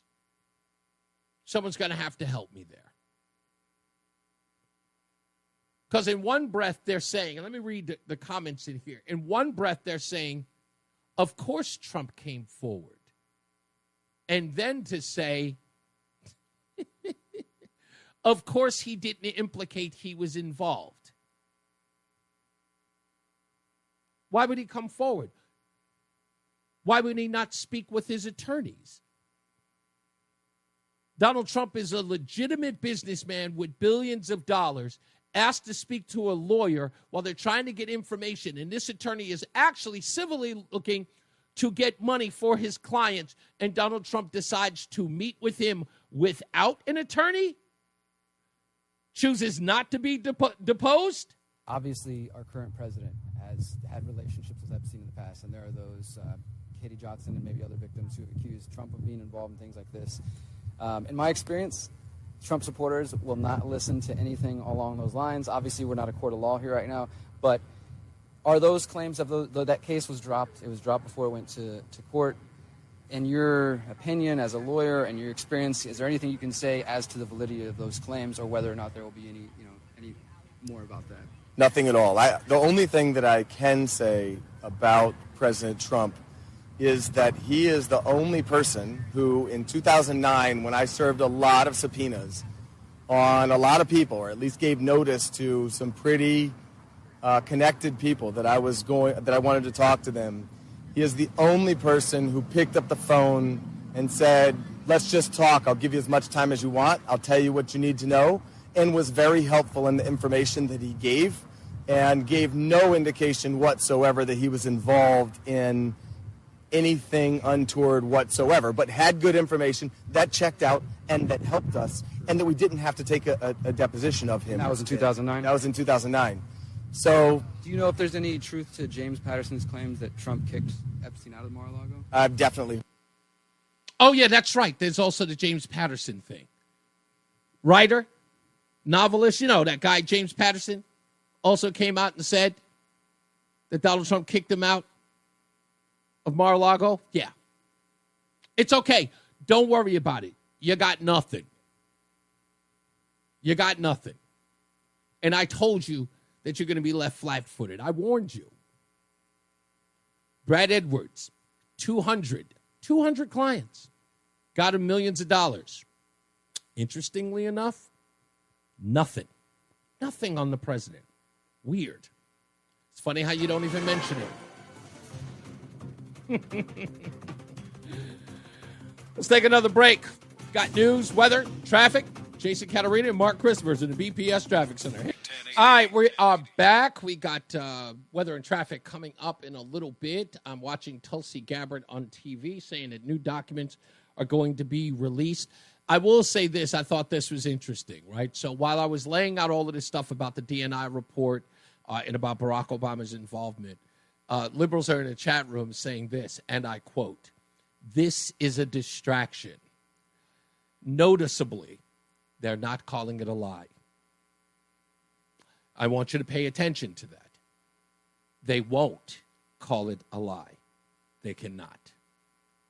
So calling it a distraction, you heard the news media, as we played at the top of the hour, Dave Mager, CBS News is talking about he seemed to distract or divert attention from. No one is saying what's in the Tulsi Gabbard report is a lie.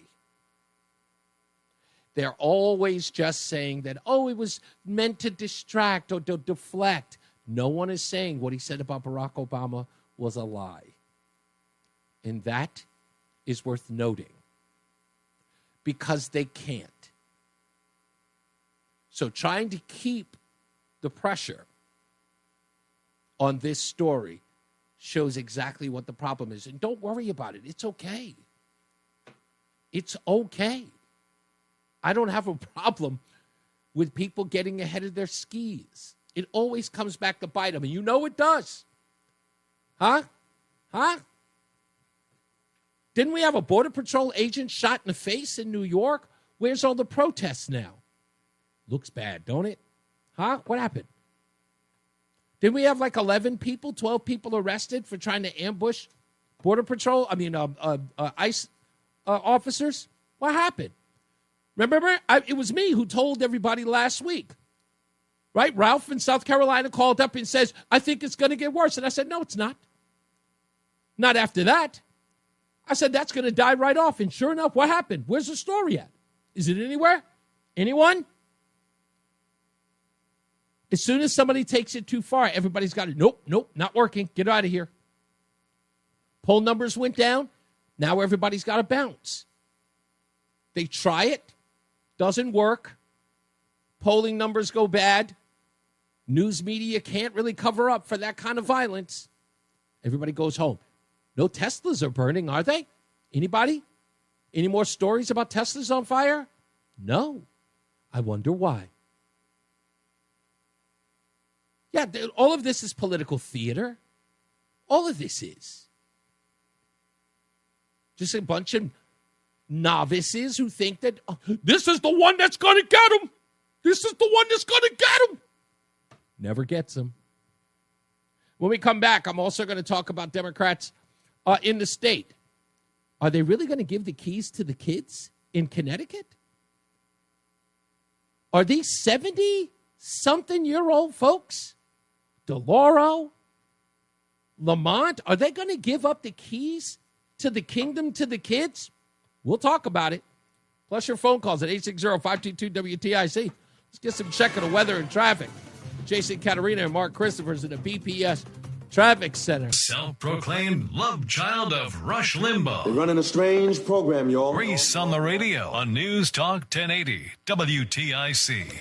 Get to your phone calls in a little bit, but I need to get the show on the road. I want to say also Donald Trump is released on Truth Social. Breaking news. We have just achieved a big and important win in our historic lawsuit against 60 Minutes. CBS and Paramount, just like ABC and George Stephanopoulos, CBS and its corporate owners knew that they defrauded the American people when they and were desperate to settle. Paramount, CBS, 60 Minutes have today paid $16 million in settlement, and we also anticipate receiving $20 million more from the new owners in advertising, PSAs, public service announcements, or similar programming for a total of over $36 million. This is another in a long line of victories over the fake news media. We are holding to account for their widespread fraud and deceit. Wall Street Journal, the failing New York Times, the Washington Post, MSDNC, CNN, and all other mainstream media liars are on notice that the days of them being allowed to deceive the American people are over. Make America great again. Now, I just want to say that the biggest problem that people are having with this is because they believe that this is some sort of totalitarian behavior. Not that I need to tell them that they're wrong, but they're going to have to clear up how indeed that is, because they can still continue to do what they're doing. Stephen Colbert, yesterday on his Late Late Show, even though he's been fired, went right to the camera and told the President of the United States, go blank yourself. There are people who stand right outside of the White House with tents that say, F Donald Trump, in front of the White House. I just want to know whether or not somebody like, I don't know, President Maduro would allow that to happen. Do you think that they would be able to do that in front of the place where Vladimir Putin lives? Would they be allowed? Because it seems like everybody is all over everywhere talking about how their freedom of speech is in jeopardy while they continue to speak about their freedom of speech. I don't get it, but maybe I'm missing something. Maybe one of these knuckleheads will tell me what it is I'm missing, but I doubt it. Now, let's get back to the show. Connecticut Democrats can't agree on whether it's time for change. Democrats have been delivering state party chair says liberals say people are struggling. Now, this article that was in the Hartford Courant a couple of days ago is breaking down how the old guard needs to go. I understand Ben Proto has actually chimed in on this article. Ben, with all due respect, stop, stay out. Stay out of this one. Yeah. Anyway, I move on. I don't want to get too deep. I don't want to get too deep. Because I could go there, but I'm not going to go too deep. There's a problem right now in the Democrat Party of Connecticut. And that's because everybody's old. Everybody is old. Aforementioned Governor Lamont, 71. And you got people who want to take over in their 40s. Now, I know to the kids, 40's kind of old, but, compared to the Democrat Party, for that, this is incredibly young. 40 years old. Now, look, I will tell you this, and I really do believe this. I don't think Connecticut, as a state, wants to give up the state to progressives who want to tax them more. Let me explain why.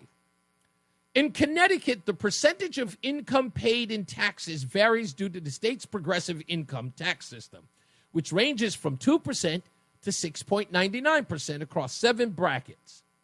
Higher income earners pay a larger percentage of their income in state income taxes because the tax rate increases as income rises.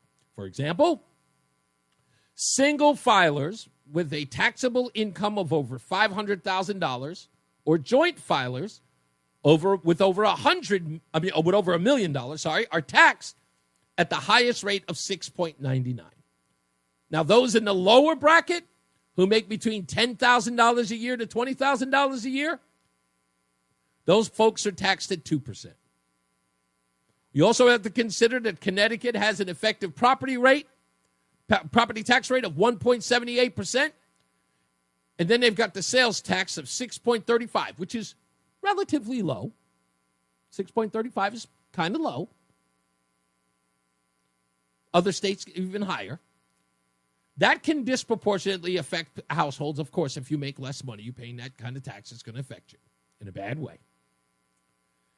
But higher income earners often face a higher overall tax burden due to the progressive income tax and phase out of exemptions, with the state tax burden ranking amongst the highest nationally at 15.4%.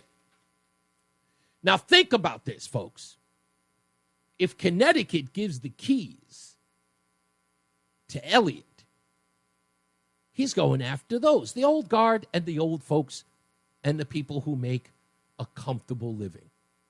Probably close to retired, if not retired. People who have stock options. He's looking to go after their capital gains. All of that stuff. And I think that the people in Connecticut are quite comfortable. Now, if Lamont decides to run, without a doubt, I think it'll be a tight race. but I think he wins nonetheless.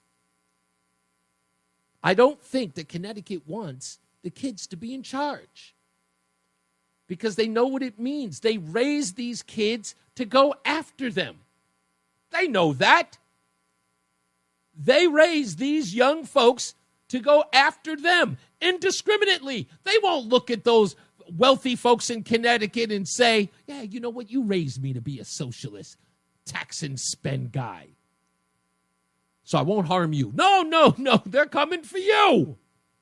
You know it. That's why they're going to keep them there. Lamont, that is. Let's go to the phones. Lisa is in Cheshire. Hello, Lisa. How are you? Good. How are you? Fine. What's up? I just had a quick comment to make. First of all, thank you so much for your show. I love listening to it for years. I went right from Rush to a couple others and you, and I love it. Thank you. I love it. Do you know what the problem is? You're telling it like it is and everything, but the people who should be listening are not listening to this station. Democrats. Because, it's Republican. Yeah, I just don't understand. The Democrats are like diseased or something. I don't know. They have a mental disorder. Lisa, they listen. Like I don't know. Lisa, you can trust me. They listen, and I'll tell you why. Remember, they don't trust their own kind. And I mean that literally. They don't trust Democrats anymore. They can't trust them with the truth. And guess what? They're an outraged party, right? We know that, right? What are they looking for? They're looking to be outraged and angry at someone. So if they're listening to somebody who's doing like a circle poll with like their same ideology, talking about the things that they already agree with, the echo chamber, what's that going to do? That doesn't soothe them at all. So they're looking for somebody to be outraged to. So they quietly and begrudgingly listen to conservatives. They listen to Fox News, and then they sit around and they go, hey, Mm-hmm. It's only a generation away from being gone. So it's just something because there are people out there who have a different way of looking at the world, and some of them don't like the freedoms that we have. They just don't. No. Yeah. They're always kind of freaking. I mean, when Biden became president, we as Republicans were upset, but we didn't go around acting like idiots. Yeah, you know what I mean? We just shut off and that's it. I always consider Republicans should adopt a line from one of my favorite movies called Dodgeball. Have you ever seen that movie, Dodgeball? I didn't. Okay, so I'm going to tell my husband we'll watch it. Okay, go watch it. It's a comedy. It's pretty good. Ben Stiller, Vince Vaughn. But in the beginning of the movie, White Goodman, played by Ben Stiller, runs a gym called Globo Gym. And their tagline is, we're better than you, and we know it. And I think that should be the tagline for Republicans. We're better than you, and we know it. Because, again, when we lose, sure, we're angry, but we accept it.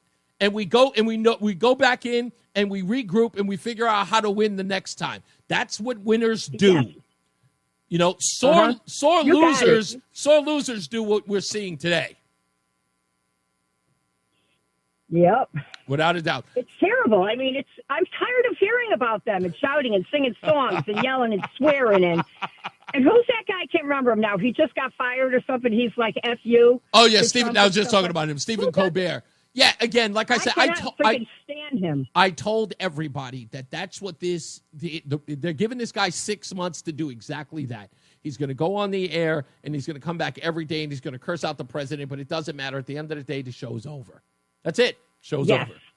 Thank you, Lisa. I appreciate you. Thank you. Good talking. Appreciate it. Keep doing what you're doing. Thank you. Yeah, that's what it is. It's just,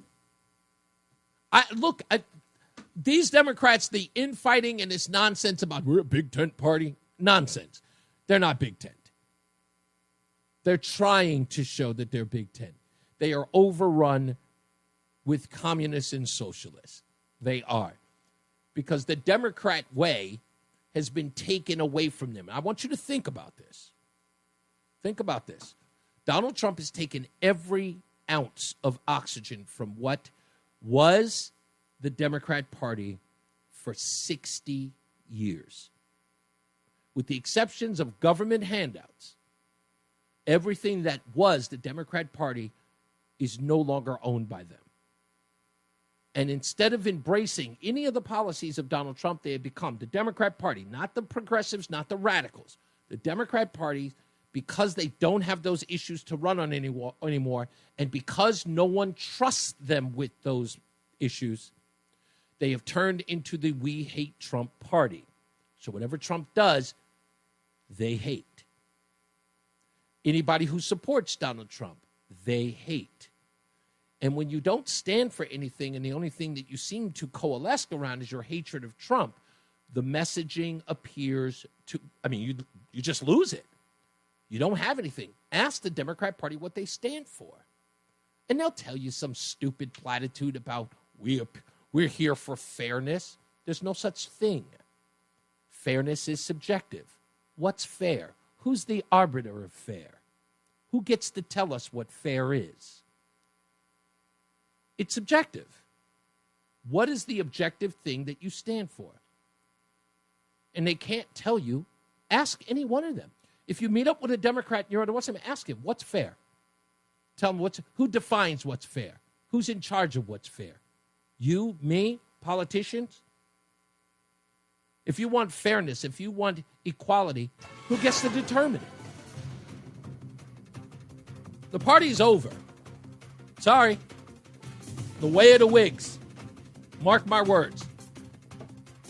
Speaking of those words, let's get to some weather, traffic, and some news. Jason Caterina's got weather, and Mark Christopher's in the BPS Traffic Center. The hour that packs a punch. It's Reese on the radio on WTIC News Talk 1080. I cannot believe it, but I can report, and we will play the audio in a little bit, but apparently a spokesperson for Barack Obama has now responded to the claims by Donald Trump. We'll play that in a little bit. Nothing from Obama, who's been everywhere, even on Michelle Obama's podcast. He's nowhere on this statement, but a spokesperson for Barack Obama has released a statement. I'm very, very interested in playing that for you. But it's time for some other news that I need to get into. And folks, hold on to your hats because this one is absolutely fantastic. It's Hollywood news, folks. Hollywood.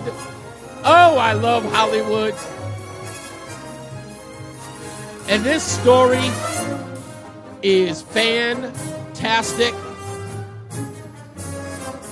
I hope that you guys watch this when it comes out next month on August 22nd. Folks, stay tuned on Netflix. There will be, wait for it, The Truth About Jussie Smollett. That's right. Oh, Jussie Smollett, or as Dave Chappelle likes to refer to him as Jussie Smollett. Yes, the young man from the TV show Empire, or as I like to call the show Negro-rific, the musical. He, from that television show, famously was attacked in the dead of night during the polar vortex in Chicago by two Nigerian white supremacists wearing Trump hats that say "Make America Great Again," who beat him up and poured bleach on him and then tied a noose around his neck. Yes, he is a part of a 90-minute feature, an interview, if you will, 90 minutes, called The Truth About Jussie Smollett. He is not giving this story up, folks. Apparently, this investigation is going to dive in deeply about the misgivings or the misrepresentation of Jussie Smollett. And I look forward to it. Folks, you can watch it with me, or you can just let me watch it for you. Nobody's watching that bullshit. What? Wait, no, Roland is in my ear. Curse. I just want to know. I'm going to check out the ratings anyway. But yes, ladies and gentlemen, folks, Jussie Smollett, The Truth About Jussie Smollett on Netflix on the 22nd. I'll be watching it. Maybe I'll be watching it for you because none of you are watching it. Let's get a check of the weather and traffic. Jason Catarina and Mark Christopher in the BPS Traffic Center. This story doesn't go away. I thought it was over. Reese on the radio is getting ready to drop some knowledge on WTIC News Talk. Drop it. On a weird note, am I the only guy who's got a weird crush on Reba McEntire? I mean, am I the only one? I always feel like I'm the weirdo. I've always kind of found her to be cute. I love her accent. I love her little, she's got a little pizzazz about it. I don't know what it is, but every time I see her, I always go, I always had a crush on her. Not in like a weird way. It's just like I always kind of thought of her as like, just even back in the days growing up, I was always like kind of crushing on her. I don't know. It's weird. I felt that way about Dolly Parton, too. It's very, very rare. The only thing, like Crystal Gale, I always thought that, like, wasn't really into her, but I was always fascinated about how long her hair was. That was probably the most fascinating thing about her. But yeah, Reba was Rama's like, I'm with you. Reba's kind of cute. She is. It's just something about her accent. She's kind of quirky. She's got that weird little thing she does with her mouth. You know who also does that? Who I noticed has got also kind of weird lisp? Holly Hunter. Is that her name? The actress? She's like Elastigirl from The Incredibles. She's done some other stuff as well. She's an Academy Award winner. She's kind of got that Reba McEntire thing going on, too. I don't know. It's just a particular, look. I just found it a little weird. Anyway, as I was saying earlier, an Obama spokesperson has come forward about the allegations by Donald Trump. And if you missed them, let me play them again. Here is Donald Trump talking about Obama and Obama's treason. He even goes so far as to talk about how the news media has always protected Barack Obama in that Oval Office meeting with the Filipino president. Anyway, here's Donald Trump. If you look at those papers, they have him stone cold, and it was President Obama. It wasn't lots of people all over the place. It was them too. But the leader of the gang was President Obama, Barack Hussein Obama. Have you heard of him? And except for the fact that he gets shielded by the press for his entire life, that's the one look, he's guilty. It's not a question. I like to say, let's give it time. It's there. He's guilty. This was treason. This was every word you can think of. They tried to steal the election. They tried to obfuscate the election. They did things that nobody's ever even imagined, even in other countries. You've seen some pretty rough countries. This man has seen some pretty rough countries, but you've never seen anything like it. And we have all of the documents. And from what Tulsi told me, she's got thousands of additional documents coming. So President Obama, it was his concept, his idea, but he also got it from crooked Hillary Clinton. Crooked is a $3 bill. Hillary Clinton and her group, the Democrats, spent $12 million to Christopher Steele to write up a report that was a total fake report. Took 2 years to figure that out, but it came out that it was a total fake report. It was made-up fiction. And so the Obama spokesperson has come forward, and here's what he had to say. CNN reported this in front of the White House. Out of respect for the office of the presidency, our office does not normally dignify the constant nonsense and misinformation flowing out of this White House with a response, but these claims are outrageous enough to merit one. These bizarre allegations are ridiculous and a weak attempt at distraction. And the spokesman for President Obama goes on to say this: nothing in the document issued last week undercuts the widely accepted conclusion that Russia worked to influence the 2016 presidential election, but did not successfully manipulate any votes. Now, you heard that, right? You heard that. Just so you know, again, this is the part. See, this is the language part. Right? Everybody knows this, he says. 2016 presidential election, but did not successfully manipulate any votes. Then why did they run around talking about how Russia hacked the election. Russia hacking the election to elect Trump is the end of our democracy. Votes were definitely affected. Russia hacked the election to tilt it to Mr. Trump. The Russians definitively hacked the election. Russia did hack the election. No doubt. The Russians hacked the election. Yes, Russia hacked the election. Fact, Russia hacked the election. President-elect Donald. Remember? They didn't do anything, now his spokesperson saying. Conclusion that Russia worked to influence the 2016 presidential election, but did not successfully manipulate any votes. He goes on a step further. The Obama spokesperson, Patrick Rodenbush, he goes one step further.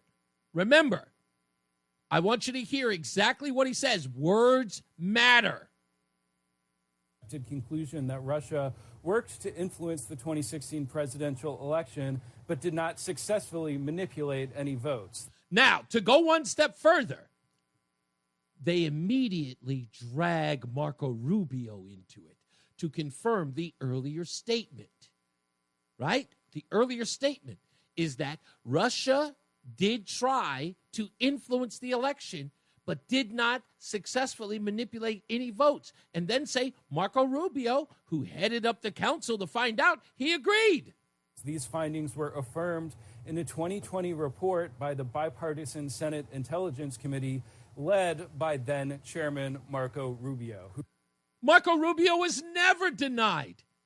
No one has ever denied whether or not Russians got involved in the election by going on social media. No one ever denied it. But they know that they did not hack anything. And again, this totally undercuts the fact. This piece right here undercuts all of that nonsense. Russia hacking the election to elect Trump is the end of our democracy. Votes were definitely affected. Russia hacked the election to tilt it to Mr. Trump. The Russians definitively hacked the election. Russia did hack the election. No doubt. The Russians hacked the election. Yes, Russia hacked the election. Fact, Russia hacked the election. President-elect Donald Trump still not sounding convinced that Russia hacked the election. The president does not want to come to terms with the fact that the Russians hacked the election. President Trump says he still wonders if the Russians hacked the election. If you can get them to... So what is it? They didn't successfully affect any votes. That wasn't even the messaging at all. They're switching it. Tulsi Gabbard was on Will Cain's show hosted by Lara Trump. This was her response to that. Give me your response to what we heard from former President Obama there. He's saying that none of this makes any sense, that this is a distraction. What do you say to that? It's the art of deflection coming from former President Obama, as well as his friends who are still in Congress today, and Senator Warner and Congressman Jim Himes, really all basically saying that exact same statement, which doesn't actually address the issue that was revealed in great detail in the over 100 documents that we released last week, and the documents that we will be releasing later this week, that point to the undeniable fact that you laid out in your introduction to this segment, is that the intelligence community had one assessment, that Russia did not have the intent or capability to try to impact the outcome of the U.S. election. Did not have the intent. Their own intelligence briefing, their own intelligence gathering. Russia had no intent, meaning they made no attempts, they did nothing. Wasn't interested in trying to influence the election at all. Their own assessment. Leading up to Election Day, the same assessment was made after Donald Trump was elected by the American people as president in 2016, defeating Hillary Clinton. And it wasn't until after that pulled President's Daily Brief document that you referenced that the Principals Committee was called in the National Security Council, and President Obama then directed Obama's DNI James Clapper to lead the effort to create this new intelligence community assessment that detailed not if, but how Moscow attempted to influence the outcome of the U.S. election. So stop. Remember what she just said about DNI Clapper, right? DNI Clapper says, or I should say Tulsi Gabbard says, that DNI Clapper was tasked by President Obama to find interference. What is that supported by? Well, none other than Clapper. The Steele report was a disaster. All lies, all Here it is. I'm sorry. This was the Jake Tapper piece right here. And we're back with breaking news in our politics lead. CNN is now learning that Christopher Steele, the British spy who authored the Trump-Russia dossier, alerted the FBI in July 2016 because he was so concerned then-candidate Donald Trump may have been vulnerable to blackmail. Now let's fast forward to Jake Tapper questioning DNI Clapper right here. Next clip. Yeah. As in his public comments and some of the other comments we've seen, seems to be that the officials in the FBI who were seeking a FISA warrant against Carter Page relied too much on a political document, the Christopher Steele dossier. No, I don't know that the dossier played in this very much at all. However, some of what was in the dossier was corroborated in our intelligence community assessment, which was derived from other sources of information in which we had high confidence. Donald Trump is still calling this witch hunt. Okay? Yeah, they've caught a few witches, by the way. They have. So somebody explain to me, anyone, how they can say it's like, oh, we didn't say that. I told you. They told us over and over again that no one ever said that the Russians hacked the election. That's exactly what they said. More Tulsi Gabbard. This is the thing that I think people should pay attention to is neither the message from President Obama's office, neither the statements coming from Democrats in Congress today and their friends in the propaganda media. None of them are addressing this fact that there was a shift, a 180-degree shift from the intelligence community's assessment leading up to the election to the one that President Obama directed be produced after Donald Trump won the election that completely contradicted those assessments that had come previously. The second thing I want to address that's very important, Laura, is that you in the clip that you played, you saw John Brennan, James Clapper, James Comey stated with high confidence this January intelligence community assessment that they drafted at the direction of President Obama. The fact is that they used already discredited information like the Steele dossier. They knew it was discredited at that time, yet they used it as a source for this document that they claim to have high confidence in.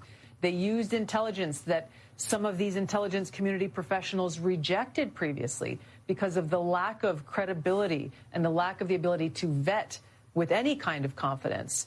Didn't Jake Tapper just interview James Clapper, and Clapper said that they corroborated things that were inside the Steele dossier? And now we know that the entire Steele dossier was false, so they corroborated nothing. They continued to lie about it.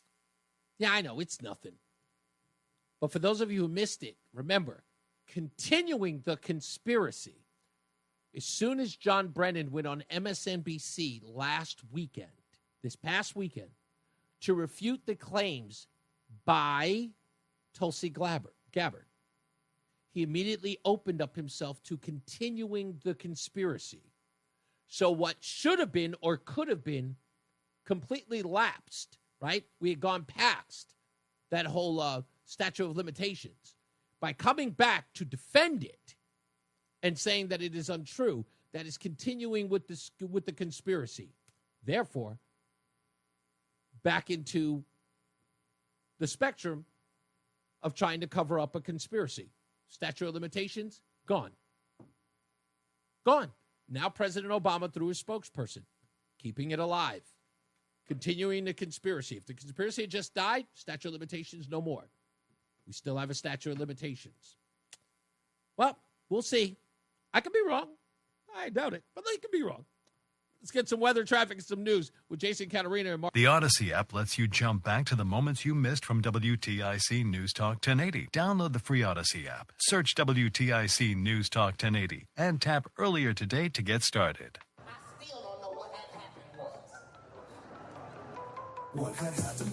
You know what time it is. It's what had happened was.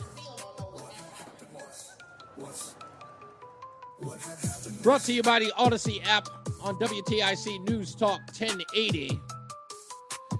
And if you missed the show, opening monologue, we talked, of course, about what's going on with Democrats telling us for weeks, if not months, that no illegals were on Medicaid rolls or a part of the Affordable Care Act or a part of the SNAP program. And now, of course, after the passing of the Big Beautiful Bill, or the One Big Beautiful Bill, now Democrats are coming out the woodwork suing the Trump administration about taking said illegals off the rolls. William Tong and Jillian Gilchrist of West Hartford, and, of course, Mayor Justin Ellicker held a press conference yesterday admonishing the Trump administration for not making taxpayer money available to illegals who have paid into nothing. So we talked about that a little bit. Of course, as you all know, the passing of Ozzy Osborne, we found out about that during the show, so of course we mentioned it. Also talking about, is Connecticut ready to turn over its keys to the kids? You know, we have some young upstarts in their 40s who are now joining the fray of Connecticut politics, trying to oust some of the old guard, which of course is happening all across the country. It turns out that David Hogg, has now been ousted from the DNC, and what he was trying to do is now taking a foothold of the Democrat Party. We talked about that a little bit as well. You may have missed that Jussie Smollett, or also known as Jussie Smollett, also has a Netflix special called The Will you stop switching everybody's name? Jussie Smollett. I'm going to be saying Jussie Smollett to people. He's already. Raj, what was the thing that you texted me about yesterday that you're mad at me for saying? Booty juice. Buttigieg. He can't say Pete Buttigieg without him thinking booty juice because of this show. That's not my fault. Biden called him booty juice that day, and it stuck. It's not my fault. That's wild. That's not my fault. Anyway, also, we talked about everything from Jeffrey Epstein. We talked, of course, about Reba McEntire and a whole bunch of other stuff. So you got to download the Odyssey app. Go to the Odyssey app so you can check out the show whenever you want to. You can recap this program and, of course, Brian and Company or any other show that is here live on WTIC. All right? That's what had happened was. Now we'll find out what is happening with weather and traffic with Jason Caterina and Mark Christopher's in the BPS Traffic Center. Hey, Mark. All right. What's up, everybody? You know who it is. Damn. You know who it is. It's Reese on the radio. Frederick Douglass of the 21st century. It's WTIC News Talk 1080. By the way, before we get up out of here, I also want to throw this out there, and we'll grab some phone calls so we can wrap this thing up today. Listen, again, this is the spokesperson for the Barack Obama about this D&I issue, the comments of Donald Trump. Listen again, this is interesting. Now, again, this is the administration, the spokesperson for Barack Obama's administration and for Barack Obama, saying that these allegations by Donald Trump and Tulsi Gabbard are outlandish. But I want you, again, language means everything. What words they use, what they say, all of that important. Listen. For the office of the presidency, our office does not normally dignify the constant nonsense and misinformation flowing out of this White House with a response, but these claims are outrageous enough to merit one. These bizarre allegations are ridiculous and a weak attempt at distraction. And the spokesman for President Obama goes on to say this: nothing in the document issued last week undercuts the widely accepted conclusion that Russia worked to influence the 2016 presidential election, but did not successfully manipulate any votes. Again, the wording is important. Undercuts the widely accepted conclusion that Russia worked to influence the 2016 presidential election, but did not successfully manipulate any votes. These findings were affirmed in a 2020 report by the bipartisan Senate Intelligence Committee. Now, again, worked to influence. Let's go right to the dude. Let's go right to the man, Barack Hussein Obama. What did he say in a press conference We have said, and I will confirm, that this happened at the highest levels of the Russian government. What? What happened at the highest levels of the Russian government? The report suggested that Vladimir Putin was directly responsible and at the helm. What's he talking about? Now they're playing it off like they influenced or tried to influence but didn't manipulate any votes. But here's Barack Obama at a press conference saying this happened at the highest levels of Moscow, the highest levels of the Russian government. To do what? Put Facebook ads? And I will let you make that determination as to whether there are high-level Russian officials who go off rogue and decide to tamper with the U.S. election process without Vladimir Putin knowing about it. Come on. We have said, and I will confirm, that this happened at the highest levels of the Russian government. So again, Donald Trump saying what was said, what happened, what Barack Obama is saying now, what he said then. Slow down, folks. It's okay. You can cut your ties with Barack Obama. Now start telling me in the chat room, you never liked that black man anyway. He never did nothing for the brothers anyway.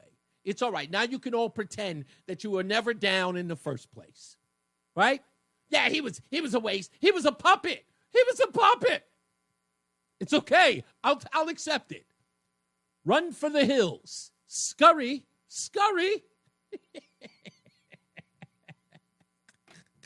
I love it.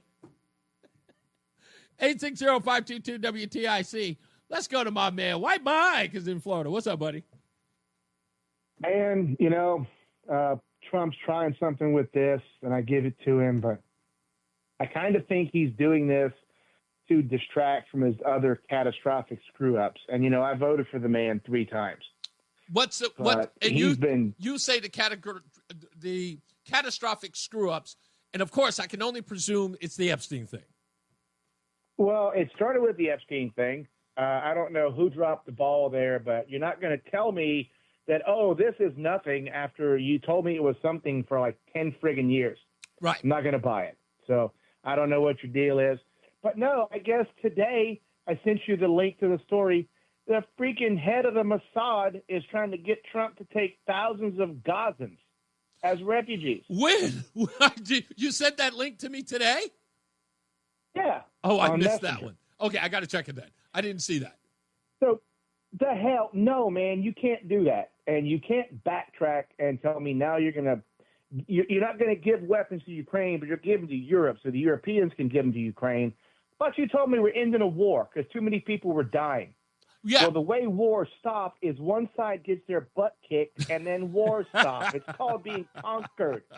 So if it means Ukraine has to get stomped, then maybe we let Ukraine get stomped and end this senseless war where Indeed. all these valuable people, valuable breeders are being killed. Dude, Ukraine's never going to be the same. No, They've it never was going to lost be the a million same. No. of their people. It was never going to be the same. No, not Ukraine. But, dude, at least they could have been making more Ukrainians. They don't have any more Ukrainian men to breed. Yeah. So now what's going to happen is the West is going to force them to import third worlders, and Ukraine's going to go the way of England. I wouldn't bet on that. Listen, I've heard some outlandish ones, but let's get back to the Gaza part, right? About bringing, this idea of bringing Gazans to this. Let me tell you something. I don't, even though that report suggested that Donald Trump is being asked that for me would probably be just as, let's just say, career-ending as what Biden did in Afghanistan. He's a lame duck president. He's 78 years old. He's already sold us out with Epstein. I think that you, Mike, I'm going to push back on this one. I really do. I think you guys are wrong on this. I really do. I think the Epstein thing is I think it is a trap, as it always is going to be set up, and people are thinking that it's something that it's not. But I get where you're coming from. This Gazan thing, if there's any facts that he is going to start introducing that to the American people, and he's going to have to be transparent, because if he isn't, forget about it. I mean, Mac is done. Nobody's going to even trust J.D. Vance. He's got no political clout anyway. Because of MAGA, they see it as Donald Trump. He hasn't given the reins to J.D. Vance as of yet because it's too early to. So, yeah, if he is trying to sink his political fortunes by doing something like that, I'll agree with you. But until I actually see some signs. Look, just yesterday, people were talking about this amnesty deal with Salazar. It turns out that the White House summarily rejected her. They were like, hell no, we're not doing that. So well, yeah, but the difference is he's not owned by Mexico, but we know that he's compromised by Israel. They all are. Every president we have is compromised by those some people in some way. Listen to me. Which is why they go put their head on the wall. Every one of them has to do the active fielding and put their head on the wall. Okay, why? I would put it to you this way. Mike, I will concede to you when I see more than just conversation. But if it looks like it's going in that direction, I'll take the L. I will. I just don't think we're there yet. I don't think we're there yet. I don't know, man. I'm starting to think he's a compromised sellout, bro, and it bothers me. I know, and I get that. And at least you come clean when you say it, because a lot of people believe, you know my audience, they believe that people who vote for Donald Trump are just like these automatons who we always got to support him. I always give my audience credit, from Craig in the car to you and even Matty O. You guys say when he's going left, you guys call him out. And I'll always. Yeah, indeed. I totally appreciate that. He's supposed to be America first, bro. That's all. America first and only, and he's not doing it. I hear you. No doubt. Thank you, sir. Let's go to, Wall Street Joe. How we doing, sir? Pretty good. I got 4 things I want to run by quickly. The money that's not going to the right place out in California to the fire victims, $100 million. Yeah. Well, that entity that was mentioned is an entity that is primarily there to help illegal aliens. Give them money. And I told you back in March, I don't think you believed me back in March, that all that burned out area, it was being talked about then to turn it into high-rise tenements for illegal aliens to live. I'm still hearing stories that support that. You're 100% right on that. You remember back in March, my sources told me there was chatter, and I wanted to get it out there, and I think it's coming together now. Okay, that's number 1. Number 2, did you ever see the Poseidon Adventure with your wife like you promised? I did. And I think she was bored with it. Fortunately. So, okay, but, that's a reality. It's far-fetched, but it's a reality. Could happen. That's right. Number three, the needle ant, the invasion of the needle ants, courtesy of North Korea and China. Have you looked into that at all? That I have not, because I haven't actually looked up any reports on it, but I will get on that. What's the 4th one? I promise I'll do that now. Yeah, before you get bitten or stung by one, I think you should know it. Okay. And then the 4th thing, Ghislaine Maxwell, up here in New Hampshire, back when she was, on trial and all of that. Yeah. I took her right up to her massive estate on top of the mountain. I tell everyone, your listening audience, go on the internet, look up Ghislaine Maxwell and her residence up in northeastern New Hampshire on top of a mountain. You talk about an unbelievable setting. It's like something out of Walt Disney. It's like What were you, like her cab driver or something? No, it's like a castle, a contemporary castle. Originally, it was a mansion on top of the mountain. Now, the original mansion is about 300 feet lower than the brand new castle. But that was no. erected. You're not answering my question. You said you took her up there. Were you like a cab driver or a limo driver at the time? No, I didn't take her up there. I said when the trial went on, I looked up on the internet, and it has an aerial photo, above it, looking down, and great detail, the history of the mansion and the estate. I think she built it and moved in there about a dozen or so years ago. Wow. And that's where they arrested her. I think that's where they found her. And when I drove up there, when she was on trial, I was curious. I got near the road. The state's about a half mile in from the main road. It's a dirt road, partially paved, but there are FBI agents all over the place. You can't get near the place. And they were coming out toward my vehicle, and I just kept driving. I thought they were going to chase me. But, I stopped. I'm looking. My friend's with me, and I see these, I would say they're agents. And they're, SUVs in the driveway, partially So they were down still, the road. even when after they arrested her, they were still doing a complete sweep of the home. Yeah, but I would invite all your listeners, and you, Reese, you could turn this into a little bit of an investigation. Now that she's going to be back in the news, why don't you this weekend take your wife on a nice ride up to North? Thank you. Sure. But I appreciate you. Let me go. I have no plans on that at all. I'm not even going near these people. I want no association with them. I won't even go to Chappaqua because I don't want to be associated with those knuckleheads either. Let's get James in Plymouth real quick before we get out of here. How are you, James? I'm doing great, Reese. How are you, my friend? What's going on, sir? I got a quick question for you. Yes, sir. I saw some things on social media, right, about this Somalian getting the nod and the respect of the Democratic Party in the city of Minneapolis. Yes. He is a complete socialist. This guy looks like, that Tom Hanks movie where they hijacked the ship? That's correct. I am the captain I'm now. the captain now. Yes, he is a Somalian. He does look like a Somali pirate. Yes, he is. I mean, I was wondering if there was any truth to it. No, he is literally, he's some sort of front runner, but remember that entire region, it's been overwhelmed.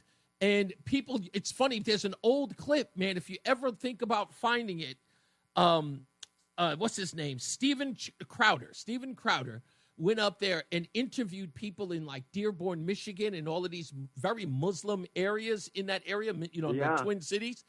And he asked them whether or not they believe in bringing Sharia law into their community. 9 out of 10 said yes.